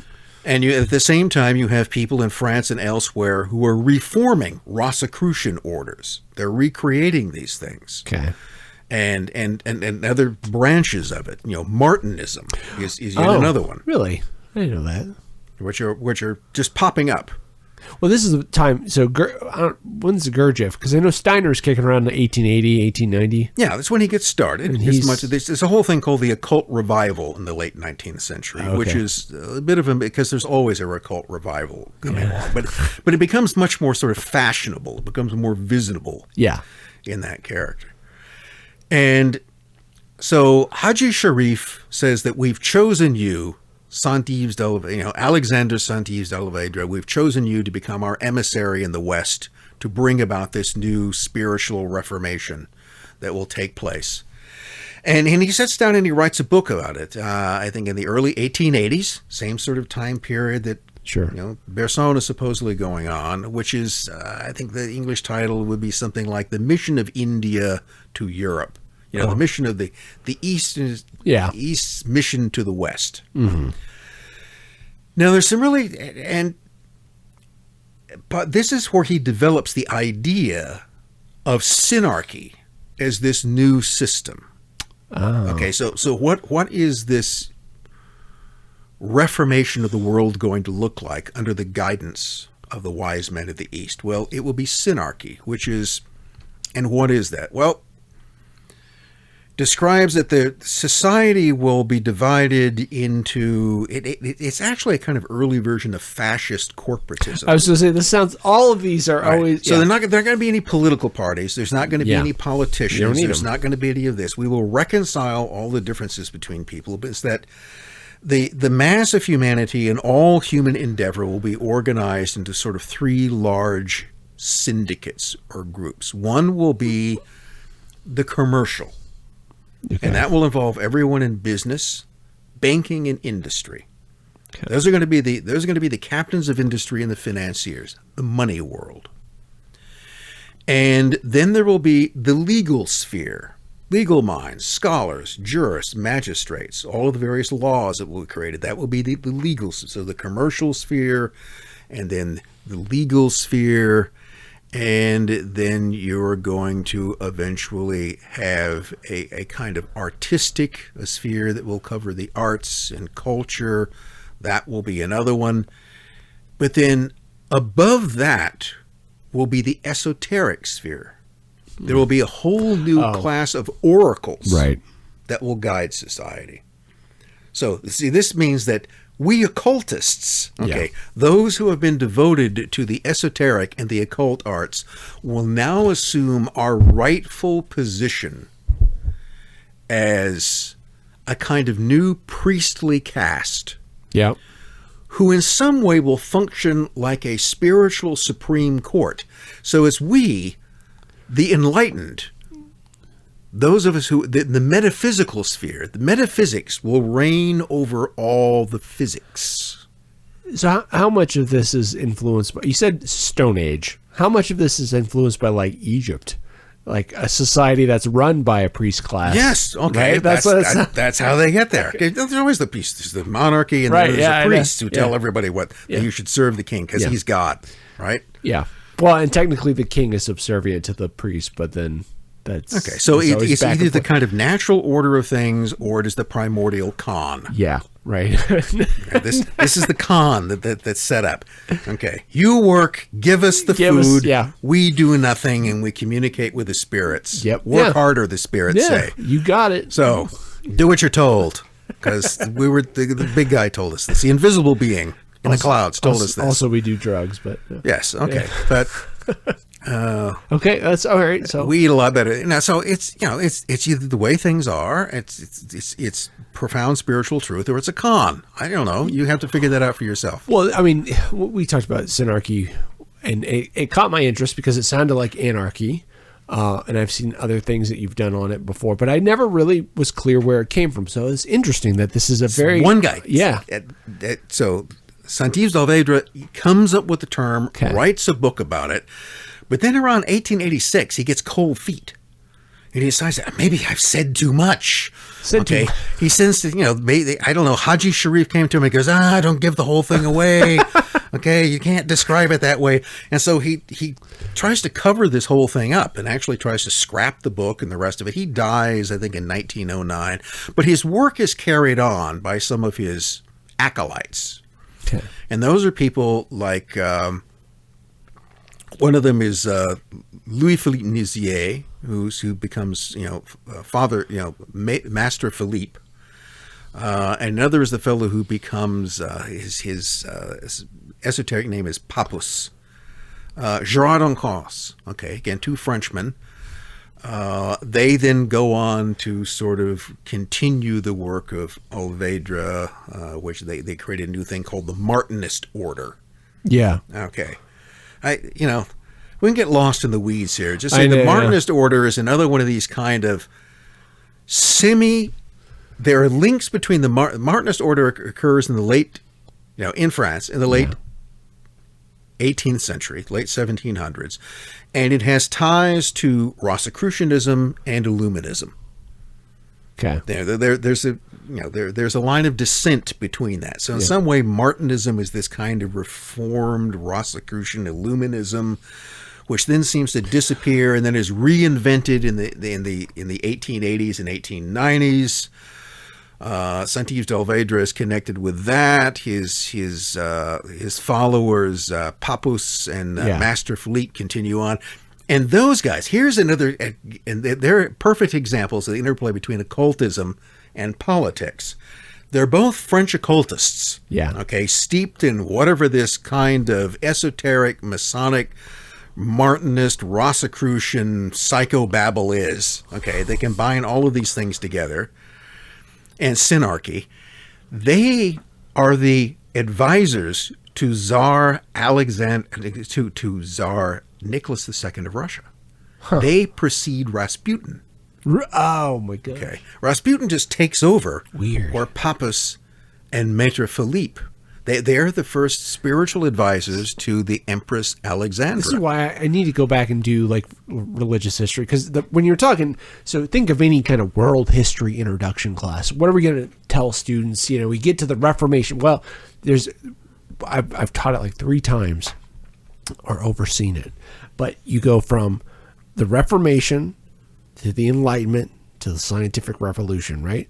But never are there these clear connections. It's just like, well, people were thinking a little bit more like openly about certain things. Well, first of all, none of those terms really mean anything. They're all made up after the fact. Nobody in the Reformation goes, "Oh, we're in the Reformation sure, now." Okay, thank God we're in the age of reason. But if you're pushing back against the state was the church, right? Basically, so if you're pushing back against the church, and then it seems logical to me that these kind of the stew of if you're interested in kind of transgressive ideas about, anti-clericalism or maybe it's the occult and you're pulling it all in. This is part of the Renaissance revival that's kind of bubbling up over the course of the ages to get to the Enlightenment. I'm painting a very, broad brush picture here, but it makes sense. It seems like those would be the tendrils, right? Like occult orders would serve as this kind of place for...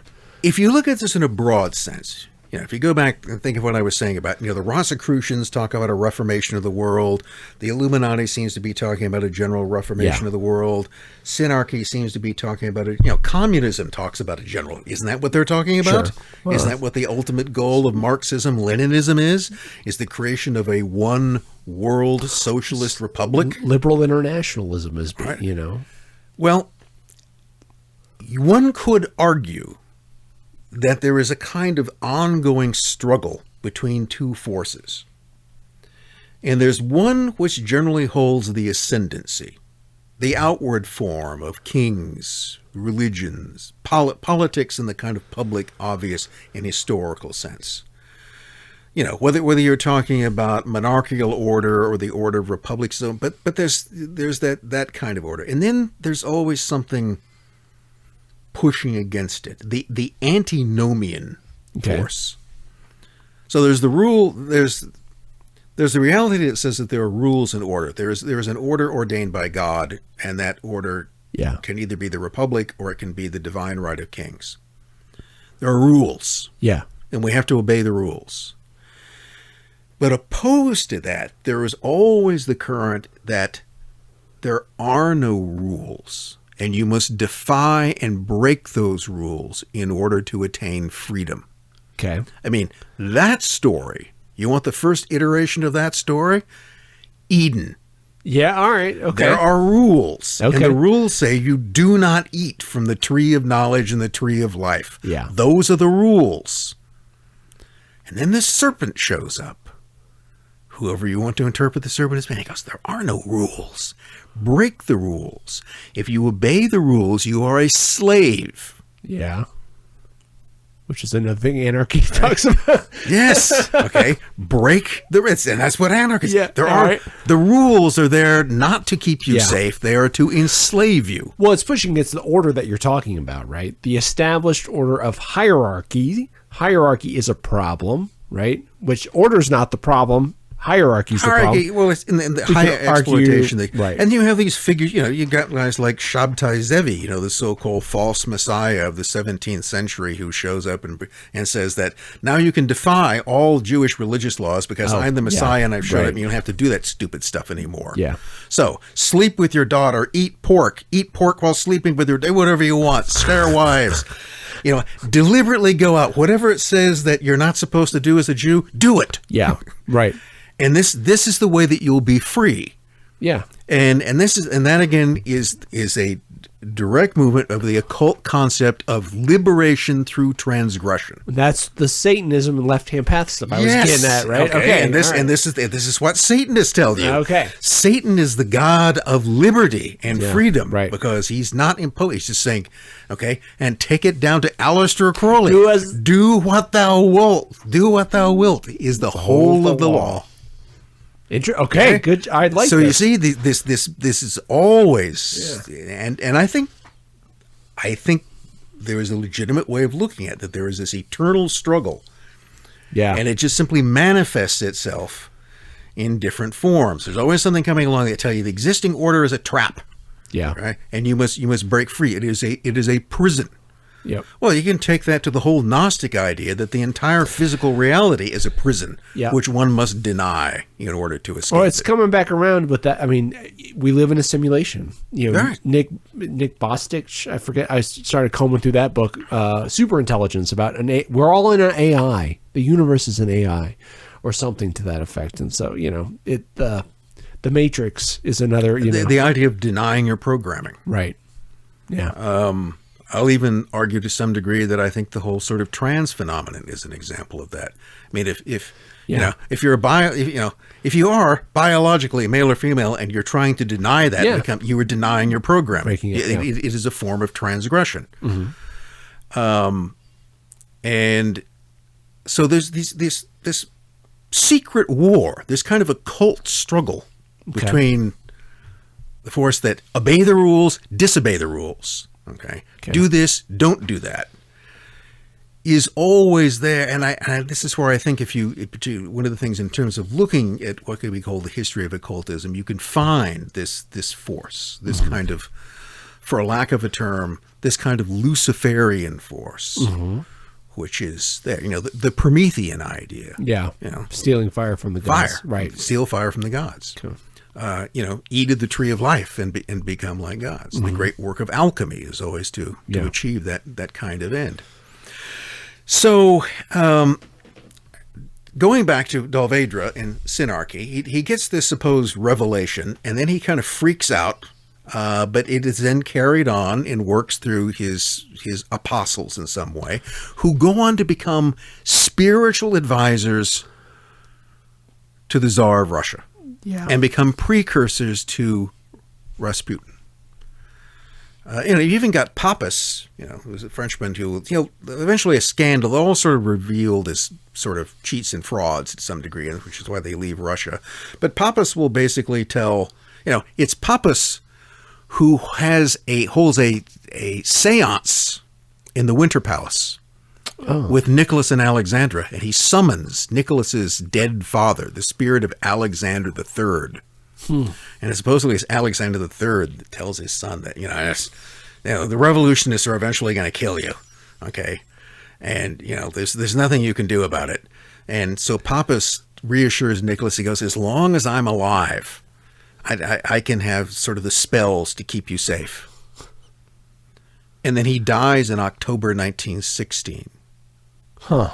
And what happens to the fortunes of Nicholas II and the Wow. Romanovs after that? Certainly that's just a coincidence. Or is it?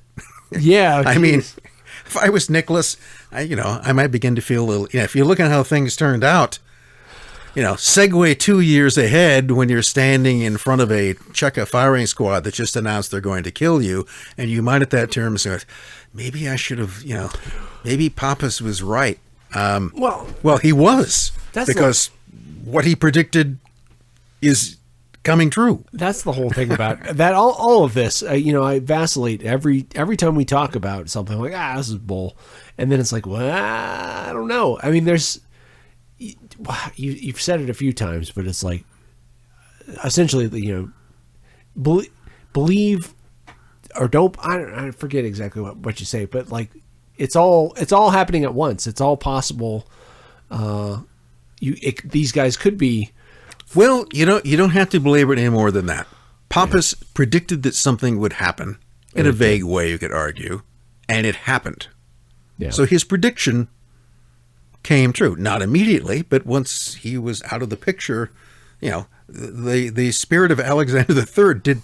Now, there's another aspect of this, is that Papus and Maître Philippe, as French mystics advising the Russian Tsar, this is also the midst in which Russia has a critical alliance with France. Okay. And they are French political agents.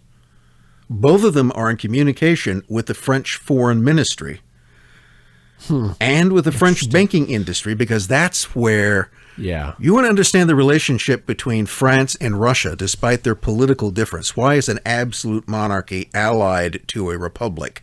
And it has to do with the fact that 80% of Russia's foreign debt is owed to France, and that's where the loans come from. Interesting. The German banks didn't want to lend money to Russia.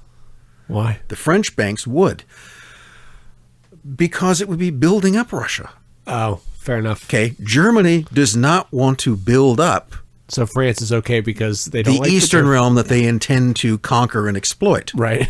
The French are, they don't have any common frontier with Russia, so it's and they want Russia as strong as possible. Yeah, they don't like to counteract who? The Germans. Right. The Germans don't want a strong Russia. Okay. They want a weak Russia. Okay. Therefore, they do not want to lend the Tsar's government money to build up its industry, whereas the French want to do that. But there's this whole undercut. You see, that's the politics of it. The French banks want to keep the money flowing into Russia. Russia needs to get the money from somewhere. That's the whole entente between it and people like Papus, mystics, go to Russia, insinuate themselves into the imperial court, and advise the Tsar. And part of their political mission is to keep the Franco-Russian alliance intact. Interesting. Occultism and politics washing each other's hands. One for a very practical purpose, one for a larger spiritual purpose. Yeah. Now, there's another interesting aspect, though, about Saint-Yves d'Alvedre and this character Haji Sharif, who is his chief. That's like his chief Mahatma.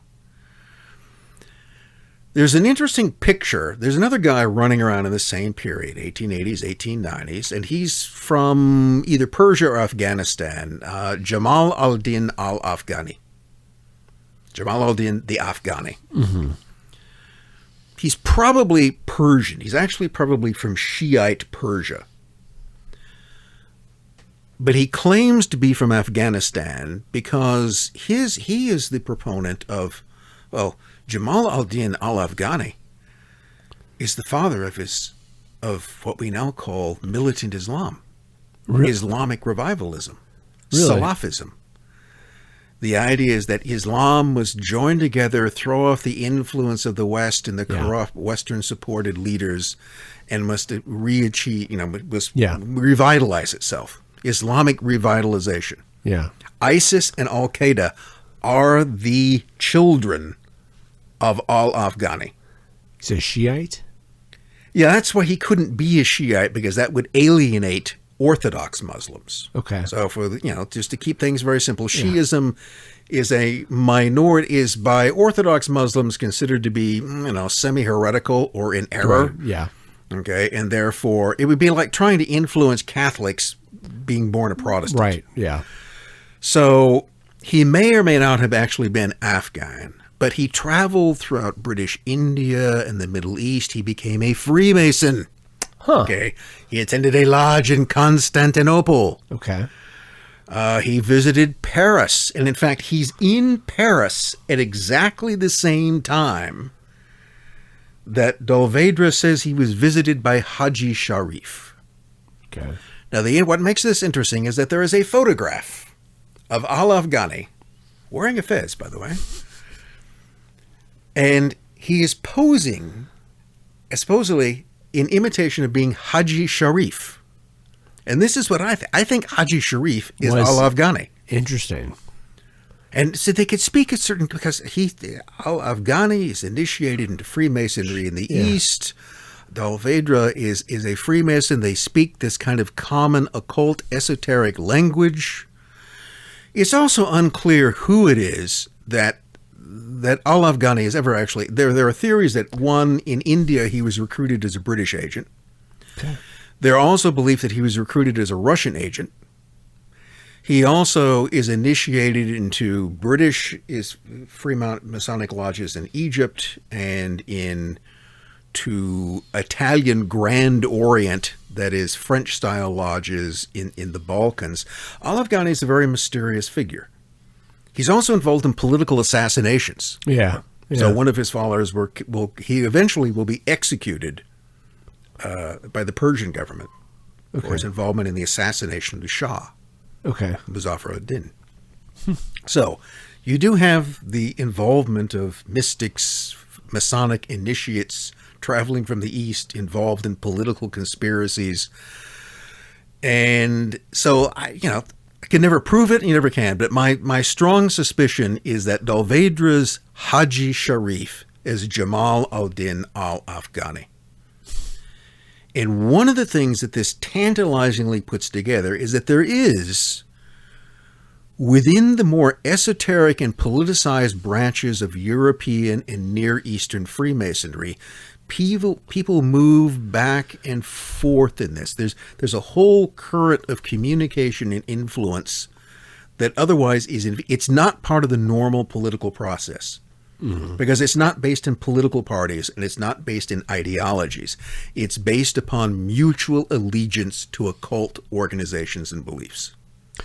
The mystic war behind the scenes. The kind of the esoteric realm, which exists. The realm that in Synarchy was to be placed above all the others is the kind of equalizing force. Okay. The mystics would guide things. It's argued, it's this kind of new priestly class. And that the artists and the judges and the businessmen would all function within this order, governed by this new class of mystical oracles. So this idea then percolates on. Dalvedra tries to suppress it, but it continues on after his death. It mostly takes shape in the Martinist order, which continues these ideas. The next big shock in this is World War I. And one of the things that happens to almost all occult or esoteric societies, esoteric being the polite way to say occult, is that a lot of their members are killed off in the war. Okay. This happened in France, it happened in Germany and elsewhere, but practically meant is that most of the people who would be part of what we could think of as esoteric orders, occult orders, tended to be from the upper and educated classes. Yeah. And those were people who often became officers, and they had a very high, and many of them were killed. So there was a huge shortage of, much, by 1918, much of the esoteric membership in Europe was in the grave. Yeah. So they're short-staffed. There's also this great effort to try to expand and recruit new people into them. And you've got new forces at work. I've got communism and fascism, which appear. And those all have to be... The thing you tend to find within occult orders is that because they're not political, because politics is just a means to an end, they can utilize those. They can exploit them. And this is where you always find people, as soon as Mussolini comes up with fascism, he becomes sort of surrounded by this cabal of people. Julius Evola is an example of those, who's essentially an occultist. Yeah. Who's always trying to move fascism or exploit it for the purposes of what you could argue is a kind of synarchistic purpose. What about Guénon? René Guénon? René Guénon is also an early follower of Alvedra. Oh, really? Yes. Okay. All French esotericism falls out of that. Okay. Now, René Guénon simply comes to believe that some of this is real and some of it is he talks about traditionalism, which is genuine esoteric enlightenment, and the anti-tradition, the fake esoteric enlightenment. So there are two things. There are forces that are always trying to illuminate, to lead humanity towards the light. And then there is the false doctrine, which is always trying to lead you towards darkness, pretending they are leading you towards the light. He converted to Islam too, I think. Well, he becomes a Sufi. Oh, okay. So he becomes, into Islamic. Yeah. But Sufism is something which is, Sufism is a much older tradition that just adapted itself to Islam. Yeah, it's a mix. So to not be persecuted. They put snakes on their. It's what's his name? H.P. Lovecraft first wrote about these snake Satan worshipping. Yeah. Sufi orders are a lot of things. Yeah. But the basis of Sufism, I think, are traditions that long predate Islam, Christianity, any of that. But Persian. Well, you have to adapt to the circumstances. Yeah. So in the same way that if you're an occultist in fascist Italy, you've got to sort of adapt to those circumstances. You need to go against the current, or you can try to exploit and guide that current. Well, in certain ways. And that's why I was asking kind of at the beginning about, is this a Western phenomenon? I mean, we're talking about Western politics, but just like, is this something that's predates contemporary, modernism, I guess, modernity, but it's a Western kind of impulse in the same way that like it's a pagan, basically, like kind of going back to Greece. This. Well, it is this sort of battle. It goes back to this idea again between obey the rules and disobey the rules. The rules are a prison. No, the rules keep you safe. Yeah. So you could argue that the Catholic Church would argue the rules keep you safe. The rules of the Church keep the sacraments of the Church are there to guard your mortal soul and lead you to heaven. Whereas the antinomian idea, the sort of Luciferian tendencies, the rules of the trap, they're the prison. Yeah. And you must disobey in order to be free. And then take that to Guénon's argument that there's the genuine tradition that is leading towards enlightenment, and there is the false tradition that leads you away from enlightenment. So here is the basic problem that confronts humanity in all levels, and that is that who do you believe? Right. Because on the one hand, you're told, do this. And the other, it's a little bit like the cartoon of the angel and the devil on your shoulder, each whispering in your ear. But in this case, it's not really so simple because they're identical. Yeah. One's not a devil. You can't easily tell which it is. So which is the path to enlightenment? Disobedience or obedience? What's the road to salvation? To obey the rules or to disobey the rules? And you just have this constant sort of, you go one route or another. There's no sort of middle ground between those things. So, and then that's where I think this juncture between occultism and politics comes in. Occultism is always trying to guide. It's a way of trying to, politics can change. If you gain control of a political party or you gain control of government, you can begin to guide reality in that way. So, then in the 1920s begin these groups try to rebuild themselves. And in France, which proportionally suffered the highest proportion of losses of any country in the war, they try to adapt to politics in order to do that. And you have a whole variety of strange esoteric orders that emerge in the 20s and going on into the 30s.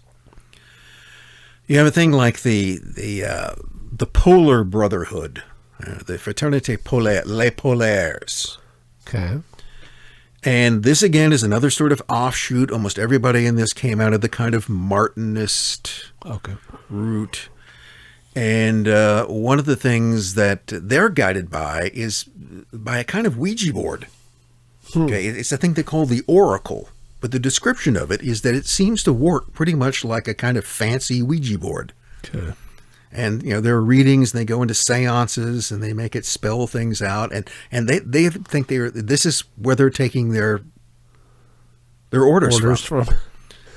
And that's, the whole polar thing is also in some way connected to it seems to be a reference to some sort of ancient polar civilization. Can you say Thule and Hyperborea? Yeah. Okay. Jeez. Now this gets kind of interesting. In France, in the 20s, you've got an esoteric order called the Polar Brotherhood. At the beginning of the 20s, in Germany, in Munich, you've got an esoteric order called the Thule Society, which looks again to some sort of ancient Arctic civilization. Yeah. And is that accidental? Yeah. Now, and here's another provocative thing that was once sort of used to try to explain. Synarchy is floating around. Is that you go, well, Synarchy is for France what Bolshevism is for Russia, what fascism is for Italy, and what the Thule Society is for Germany. Now, this was said in the early 20s. By who? Okay. By a fellow by the name of, I think, Jean Coutreau, who's a French synarchist. Okay. Okay. This is what, so it's slightly different for each country, because in France in the 20s, synarchy will reappear as a thing called the synarchist movement. Okay. And then the synarchist movement of empire, which then becomes this whole plan as to how to sort of take over the French state. Yeah.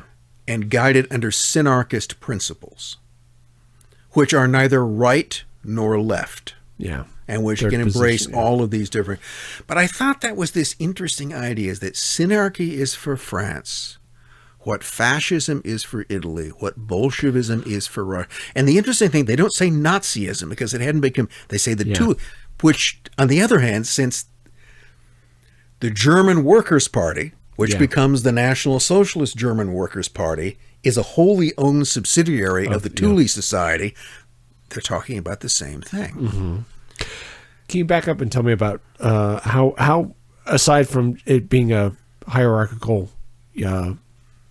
system, I mean, how are the Bolsheviks? They don't believe in Arctic civilization or anything like that. Is he just talking about that it's order? That in some way, I mean, the suggestion of that. Now, this is what's said. Now, how do you interpret that? What does that mean? Yeah. That all these things are different. They're an ideology suited to a particular society and a particular culture.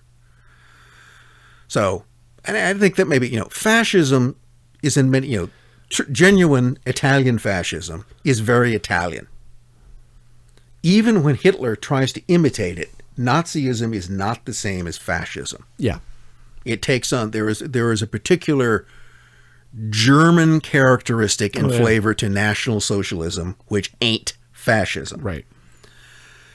And so, Bolshevism there's much in that is kind of rooted in some way in the Russian revolutionary traditions. Okay. That those the intriguing, the tantalizing thing in this is the suggestion that these apparently different, even hostile ideologies are adaptations. They're things that are created in each of these societies to exploit or focus certain tendencies within those societies to achieve control. Okay, that makes sense. The key thing about it is that fascism establishes control over Italian society. The Thule Society, through National Socialism, establishes control over Germany. Yeah. And their goal in France was that Synarchy would achieve control over France. It would completely dominate this whole thing. Yeah. Getting rid of all other political movements. And that's when, arguably, this kind of Synarchic order could then emerge. Well, the reason so you just use whatever sort of appeals to the circumstance to gain political control in order to achieve to carry out an occult agenda. I was fixated on little specifics, but to back you up, James Burnham. So Burnham, early Trotskyist, American Trotskyist, becomes early neocon, wrote a book in 40, something like that, The Managerial Revolution. And his thesis is fascism, Bolshevism, and FDR, I think, right? The New Deal. They're all examples of not dissimilar movements, but like a managerial elite, an industrial managerial elite taking over the mechanisms of their government and change. Yeah. So this guy I mentioned, the guy becomes very prominent in French Synarchy, all the way up until either his murder or suicide, I think in 1941, is Jean Coutreau. He is a graduate of the École Polytechnique, which was considered one of the newest, most modern. It was kind of the training school for French technocrats. So the people who come out of that are injured. They don't tend to be political, much in one way or the other. So Coutreau is a graduate of the École Polytechnique. Early on in the 30s, he organizes a kind of study group called Ex-Crise, which is the Ex-Crisis group, which again is going to bring together eggheads from different technical fields. Mm-hmm. And then he actually forms this group, what is the Society for the Study of Human Problems. Okay. Man, if you're going to form a group that just covers everything. Go for it. But at the same time, what else is he? He is a Martinist. He is a Synarchist. Yeah. He is a member of the Polaire Brotherhood. He is a socialist, but he's also a fascist. In other words, he belongs to, he's a socialist, but he describes himself as an anti-Marxist socialist. Okay, yeah. Right, yeah. But then he also becomes a member of maybe the most mysterious political quasi-occult movement in 1930s France, the Cagoule, the hooded ones. Okay, which is the Cagoule, the hood, just Ku Kluxer, except black. Okay. So there, and that's sometimes they've been described as the French version of the Ku Klux Klan, which it's just the hoods aside, but they're actually the secret committee for revolutionary action. Okay. And they're extremely anti-communist and anti-socialist. And so they're usually connected with the radical right. But really what they stand for is not entirely clear. Mostly what they want to do is create a great deal of disorder. They want to bring down the Third Republic. Yeah. And so they try a couple of coups. I think in 37, they actually begin to organize. They made them stockpile weapons. And they also like to carry out bombings and arsons. They basically seem to cause a lot of trouble. Yeah. And they're funded by cosmetics magnates. One of them is a guy, but the head of L'Oreal. All right. L'Oreal Cosmetics. Interesting. That was founded and headed by a man by the name of Eugène Schuller. Okay. And he's the money man behind the Cagoule. He is in the L'Oreal corporate offices. They hold their conspiratorial meetings. They make bombs there. They carry out political assassinations of figures that are both left and right.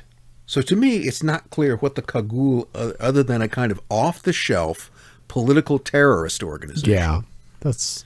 Whose chief goal is to destabilize the existing order and bring about its collapse. Yeah. On one level, the sort of violent political level. Another guy who contributes to this is Francois Coty. Coty Cosmetics. Oh, okay. So why are cosmetics magnates involved in funding right-wing conspiratorial terrorism in France?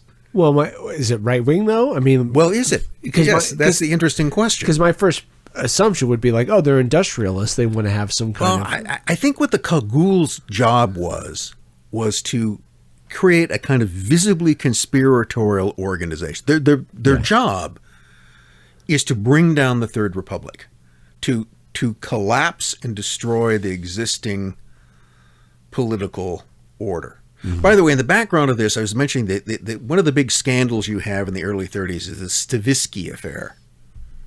This was another scandal in which there was it almost was all run. It was the sale of government bonds, these kind of discount bonds, through a pawn shop in Bordeaux. Okay. And it was all run by this kind of Polish, Russian, Jewish immigrant by the name of, I think, Alexander Stavisky. Okay. Who was then supposedly assassinated by the Cagoule. Remember, it's the same, like in the 1890s. Yeah. You had Jewish figures involved in the Panama scandal. Yeah. Now you've got this Jewish immigrant figure with a foreign name involved in its history repeating itself. The Stavisky affair.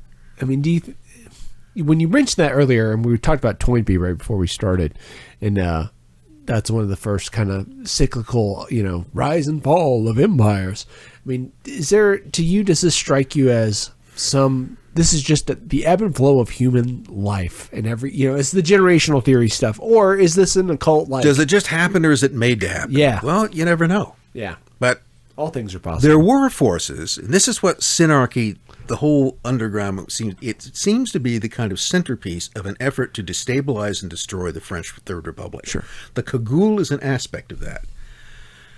The bank worms, WURMS, on the financial arm is another sort of realm. You have industrialists who are involved. They want to collapse the existing order to build a new one. Which sounds like fascism. Right. I mean, sort of. They would be interested in that. Well, a lot of these guys, a lot of the synarchists become very important in the Vichy regime. Okay. Yet they're never quite loyal to the Vichy regime. Yeah. And there's an American historian, William Langer, wrote a whole thing called the Langer series. Okay. Which used to be important. William Langer was an American historian from Harvard. And he was also an OSS officer during World War II in connection with the French underground and in secret talks with people in the Vichy government. Langer agreed after the war. He never admitted that there was things, but he goes, yes, there was this whole sort of conspiratorial undercurrent among elements of both the French left and the right and the banks, especially this thing called the bank worms, that deliberately undermined France in the 30s. Huh. And worked to bring about defeat in 1940. As it goes back to this whole, theory which has been batted back, to the French collapse, and was that normal? Yeah. I mean, it's like, what the hell happened? Yeah. Yeah. Because France in the First World War had fought doggedly. Yeah. And maybe that was one of the reasons they weren't too inclined to do it later on. But no one can quite completely explain the precipitate collapse of France, which was a major modern military. The French army was not small. It was not poorly armed. Their tanks were better than the Germans. Okay. Technologically, they were on par. So how did things, and this is what just dazed the whole country. It's like, what happened? every explanation I see is like, man, French, of course. Yeah, so the French are just, the French will fight. Well, they would fight. That was the whole thing. I mean, I'm not trying to sell them, but they were quite, but it didn't happen. Yeah. And there was, and there still is, maybe this kind of nagging idea that something weird was going on here. That France was betrayed, and Langer, and this is what the Synarchist, there was a Synarchist pact that was created. So Coutreau, who's involved in all of these different groups, left and right, the non-Marxian socialist who's also a member of the supposedly right-wing terrorist Cagoule, is found dead in 1941. It's unclear whether he killed himself or he was murdered. A French policeman, a detective, this is under the Vichy regime, by the name of Henri Chauvin, begins to investigate this, and he finds in Coutreau's apartment the Synarchist Manifesto, which is full of some 598 proposals on new political organization. This is the only copy of this book that was ever found. I mean, it was bound and had been printed, but there don't appear to be any other copies of it. Huh. And so Chauvin begins to investigate, and he begins to find the links between Coutreau and other ministers and figures in the Vichy government. Yeah. And he comes to the conclusion that the Vichy regime itself is infiltrated and largely controlled by contending elements of these so-called Synarchists. And that report, which is completed in 1944, is taken and sort of filed away and never dealt with. And you're left with this, is Chauvin simply this cop who sees a conspiracy where there is none? Yeah. Yet what he's saying essentially agrees with what the American OSS man Langer is saying. They both seem to be talking about the same thing. And so it's an ongoing question as to what that Synarchy in interwar France does become some kind of not political movement, but a kind of occult influenced and perhaps occult guided supra-political movement, something that saw itself as beyond any kind of political ideologies. There's also a woman involved in this by the name of Jeanne Canudo. And she's interesting because beginning in the 20s, she's described as, at one point, she's described as the occult brain behind all of the radical left and right groups. So again, she joins fascist groups and she joins nominally leftist groups. So, I mean, what's the idea behind, I mean, to me, I don't believe in the horseshoe theory exactly, but if you're talking about European left and right, the extremities have more in common than the center, right? Well, if you're looking at it from a Synarchist point of view, arguably, what do the radical left and right all have in common? They hate the existing order. Yeah. Now, if you want to collapse the existing order, you would then infiltrate and exploit other groups that want to do so, and you would create societies that kind of appeal to each one of them. Right. Yeah. But you're really not part of them. You're just manipulating them. Yeah. Now, the thing about Jeanne Canudo is that under the Vichy regime, she becomes the head of a kind of secret service, the secret society service, whose job for the Vichy government is to investigate secret societies like Freemasonry, which, by the way, is banned by the Vichy regime. And the National Socialists, too. And so she's a Synarchist. Yeah. Who's charged by the Vichy regime with investigating Synarchy. I think it was, that's really interesting and doesn't surprise me because I think it was Steiner or somebody. I mean, he was run out by the National Socialists, I believe. I forgot who said it, but we cannot have competing secrets. Can't have competing orders. Yeah. So it is, you have these avowed Synarchists who show up in all of these different places. And after the war is over, they sort of pop up again in the Fourth Republic but also de Gaulle seems to be influenced by them. One of the things you can't get otherwise is you need a strong centralized presence. What did de Gaulle want in the Fifth Republic? He wanted to essentially, He wanted to have a strong Right. executive. Yeah. And that's exactly what the Synarchist movement have been talking about since the 1920s. So are these, I mean, is it expressly nation state oriented? I know they want to do this larger, cleanse the earth, we're going to make a new order, but in this context, France, Germany, the Bolsheviks, I mean, those are maybe the idea. Or is there something above that? Yeah. I mean, if you can look at it from a level in which you can argue that Bolshevism is the vehicle in Russia, Nazism is the vehicle in Germany, Synarchy is the vehicle in France, fascism is the vehicle in Italy. Yeah. Maybe Baathism is the vehicle in the Arab world. Yeah. That it would suggest that there is something above that. And that then again, you might use the term sinner, that there is that there is an ideology which is not an ideology. It's an occult doctrine. It is something which, and this is just an argument, Sure. that there is, if you want to lead humanity to the light, if you want to carry out a general reformation, then you utilize whatever is available to you. Communism works here, fascism works there, liberal democracy works, whatever you want to call it. All of those, but basically mechanisms that will help undermine or destroy existing orders so that you can then build in something else. They're just sort of tools in that regard. And well, since we should probably wrap this up. Let me tie this back into America. So we got all this stuff going on in France during the very chaotic 1930s.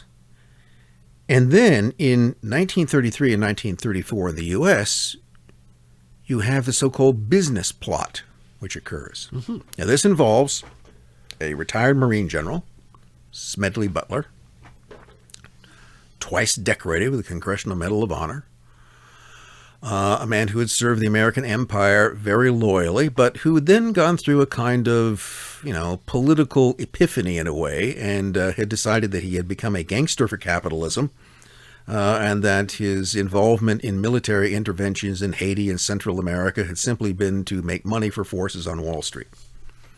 So he becomes quite critical of what could be called American imperialism, which endears him to much of the American left, but then also attracts interest on the American right.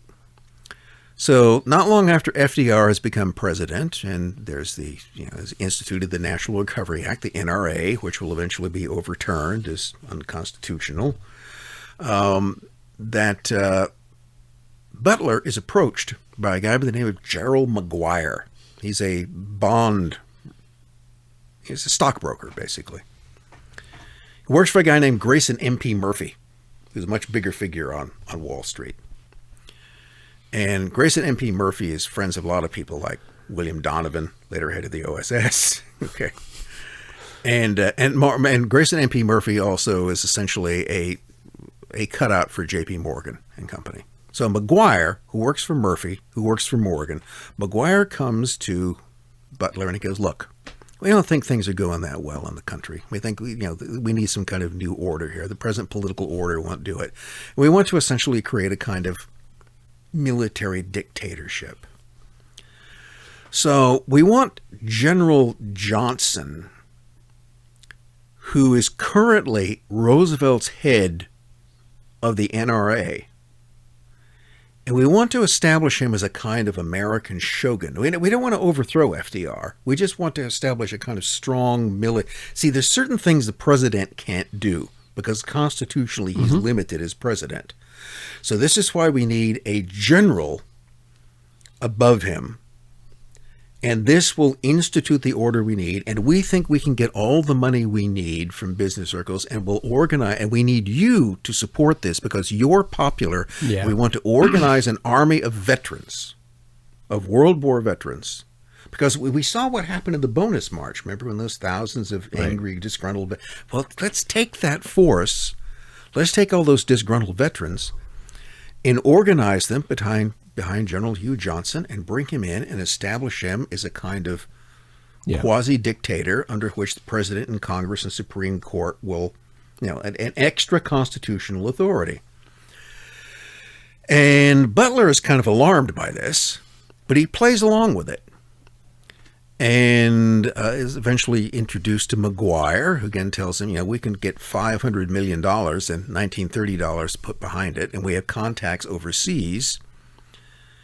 Then you also find out that both McGuire and Murphy had recently been where? Where had they recently visited in France?